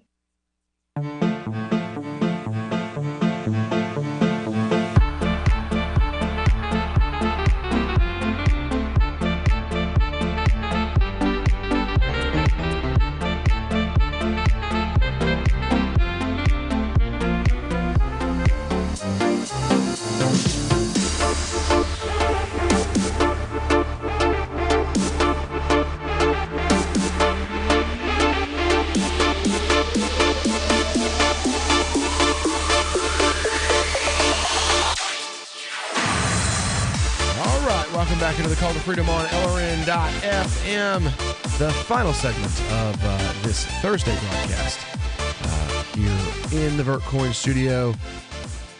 You know what? We had the Galactic Systems airdrop drone go over, and we have not had a call yet. You can call us on the Discord line, or you can call us via LRN's Skype line, or you can call us at 603-283-6160. There's still time for you to claim that free $10 in random coin from Coinomi. I wanted to cover this thing here. I've been trying to get to it all week, and I just keep forgetting. This was actually posted on the 22nd, so about 3 days ago. And I'm not going to be here tomorrow. I'm going to be in Connecticut. I have a friend of mine who's fairly ill, and we're going to go down and visit with him tomorrow. So I'm not going to be here tomorrow. It will be Daryl Perry sitting in for me tomorrow here on the Call to Freedom. But this is from Eric Kubik with the VertCoin team. It says, in the beginning, Satoshi created Bitcoin. About 10 years ago, the majority of the world was getting butchered by the wealthy's financial interests. So the group of individuals set out to change the way we view currencies and the way financial markets operate. They were looking for a way to create a digital currency. There were several initiatives, each of them laying down some crucial groundwork for what we now consider cryptocurrencies. But really, none of them seemed to be capable of solving the issues that people were dealing with at the time. On the 31st of October, everything changed. Satoshi Nakamoto released the white paper which was to become the foundation of Bitcoin, a peer-to-peer electronic cash system. Was the title of the white paper? The title of the white paper. The paper proposed a digital currency based on distributed network and cryptographic proof, with the purpose of enabling peer-to-peer transactions. The system of Satoshi's white paper was and still is revolutionary because it proposed a way of transacting wealth without having to rely on a trusted third party. As the Bitcoin network was launched in January of 2009, Satoshi's idea was met with mixed criticism. Some early adopters were inspired by this new system, while the majority were more critical. The new internet money was named things like a scam or a new way of paying for criminal activity. In hindsight, we can all agree that Satoshi Nakamoto was a visionary and that his solution for peer-to-peer transactions, it worked. The idea here now is that there's a huge gold rush going on in the cryptocurrency industry. The power of corporate miners has increased, ASIC miners turn into ASIC farms with hundreds of ASIC miners in big warehouses. And the times of mining at home were done for. Sadly, the time of trustless peer-to-peer Bitcoin came to an end. At the same time, slow transaction times and high fees plagued the network and its users. The corporate mining interests soon decided they didn't agree with the way Bitcoin worked. The epitome of their disagreements was the birth of Bitcoin Cash. The quick buck mentality really was affecting the network, and the money grabbers still the biggest danger to its success. Fortunately, Bitcoin's not the only cryptocurrency in existence by now.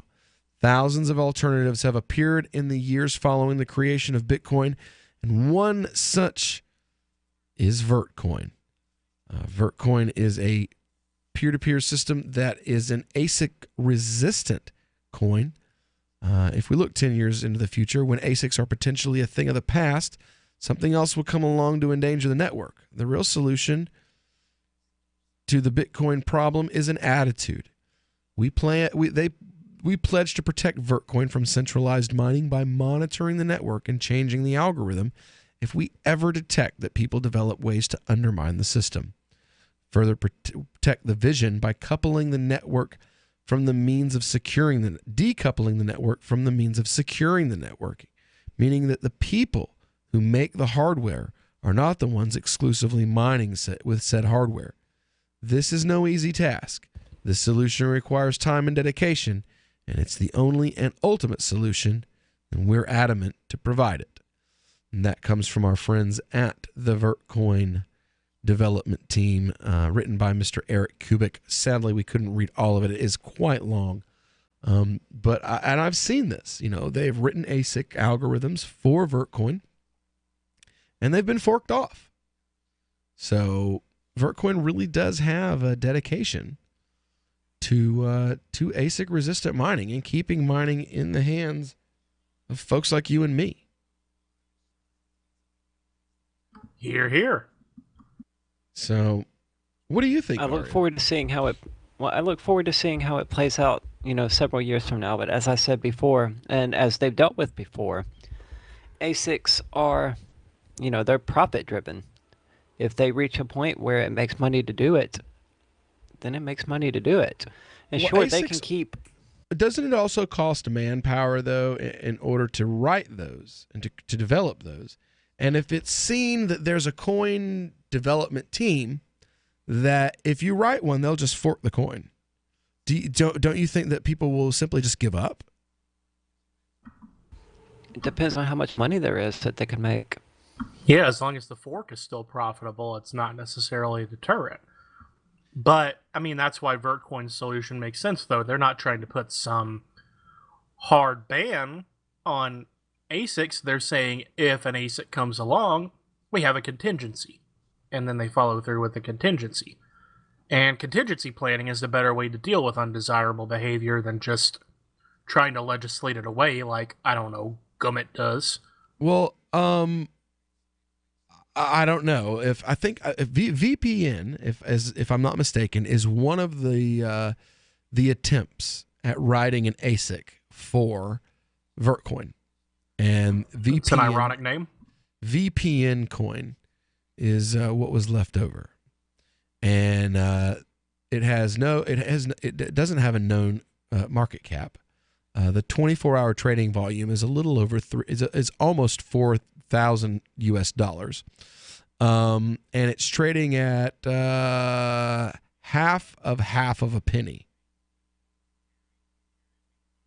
Whereas Vertcoin is currently trading with a $194 million market cap, has over $6 million of trading in the last 24 hours, and has a current value of about $4.58. So, define. Well, he did say if. Define profitable. If it's profitable. Well, define profitable. Is a coin that's worth a half a penny, if you have enough of them, really profitable? If it's up from half of half, like how far down does it have to be when you get all these tokens that you get from forking? for it to be profitable. Where's the bottom got to be before it's something profitable? Does it need to be listed on a major exchange to be profitable? I'd say you're going to have a market cap of more than $4,000 to justify an ASIC when graphics cards themselves are about $1,000 a piece. What's a 24-hour trade volume? That's how much trade has happened in the coin in the last 24 hours. So that means, like, you spend that much on the ASIC to mine it, and they're only doing that much in a day. And you're fighting with all the other miners over $4,000 worth of transactions. What is it you always say, Will? You play stupid games. Win stupid prizes. Mm-hmm. So there's your prize, a coin that trades at half a penny. Right, there's your prize, a coin that trades at half a penny. I mean, they definitely have a good tagline when you search for them because they claim to integrate a VPN function into the coin. Which...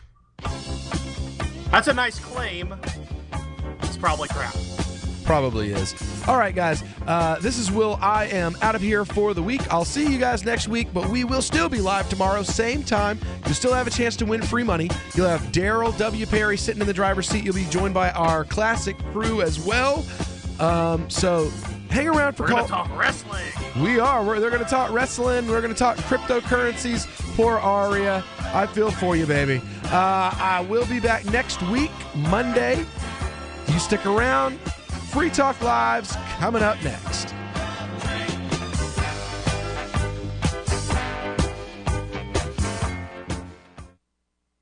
Free Talk Live. Ms. Maxwell's local council has decided that the pool, which is only 2 feet deep, needs a lifeguard. It's a kiddie pool. As if the lifeguard wasn't enough, she's also been told she must have insurance. The health and safety edict came after she wrote to the city council asking for permission to put a bigger pool in the communal garden outside her home.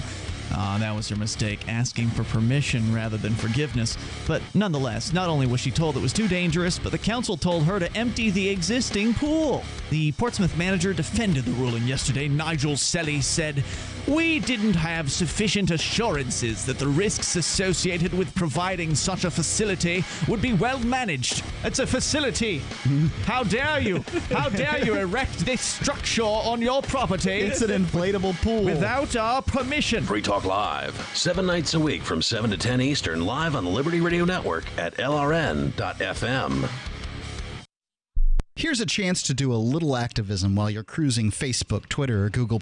Between the LOL cats, the recipes, the hot girls, and the inspirational sunrise memes, Free Talk Live's posts pass by your newsfeed. Like them, comment. It gives us more exposure. If you don't see our posts, click like at facebook.freetalklive.com and then hover over it to click Get Notifications. It's an easy way to spread the ideas of liberty a bit further. I know you're busy, but you can spare that 1/10 of a calorie it takes to click on something. Facebook.freetalklive.com. Ross Ulbricht was convicted in early 2015 of running the infamous Silk Road underground market. The Silk Road was a gift to humanity and helped reduce the harms brought on by drug prohibition. For this good deed, Ross has been sentenced to life in prison with no possibility of parole. Now, an appeal is Ross's only chance, and he needs your support. Please visit freeross.org, where you can contribute via various methods, including Bitcoin. Visit freeross.org. That's freeross.org.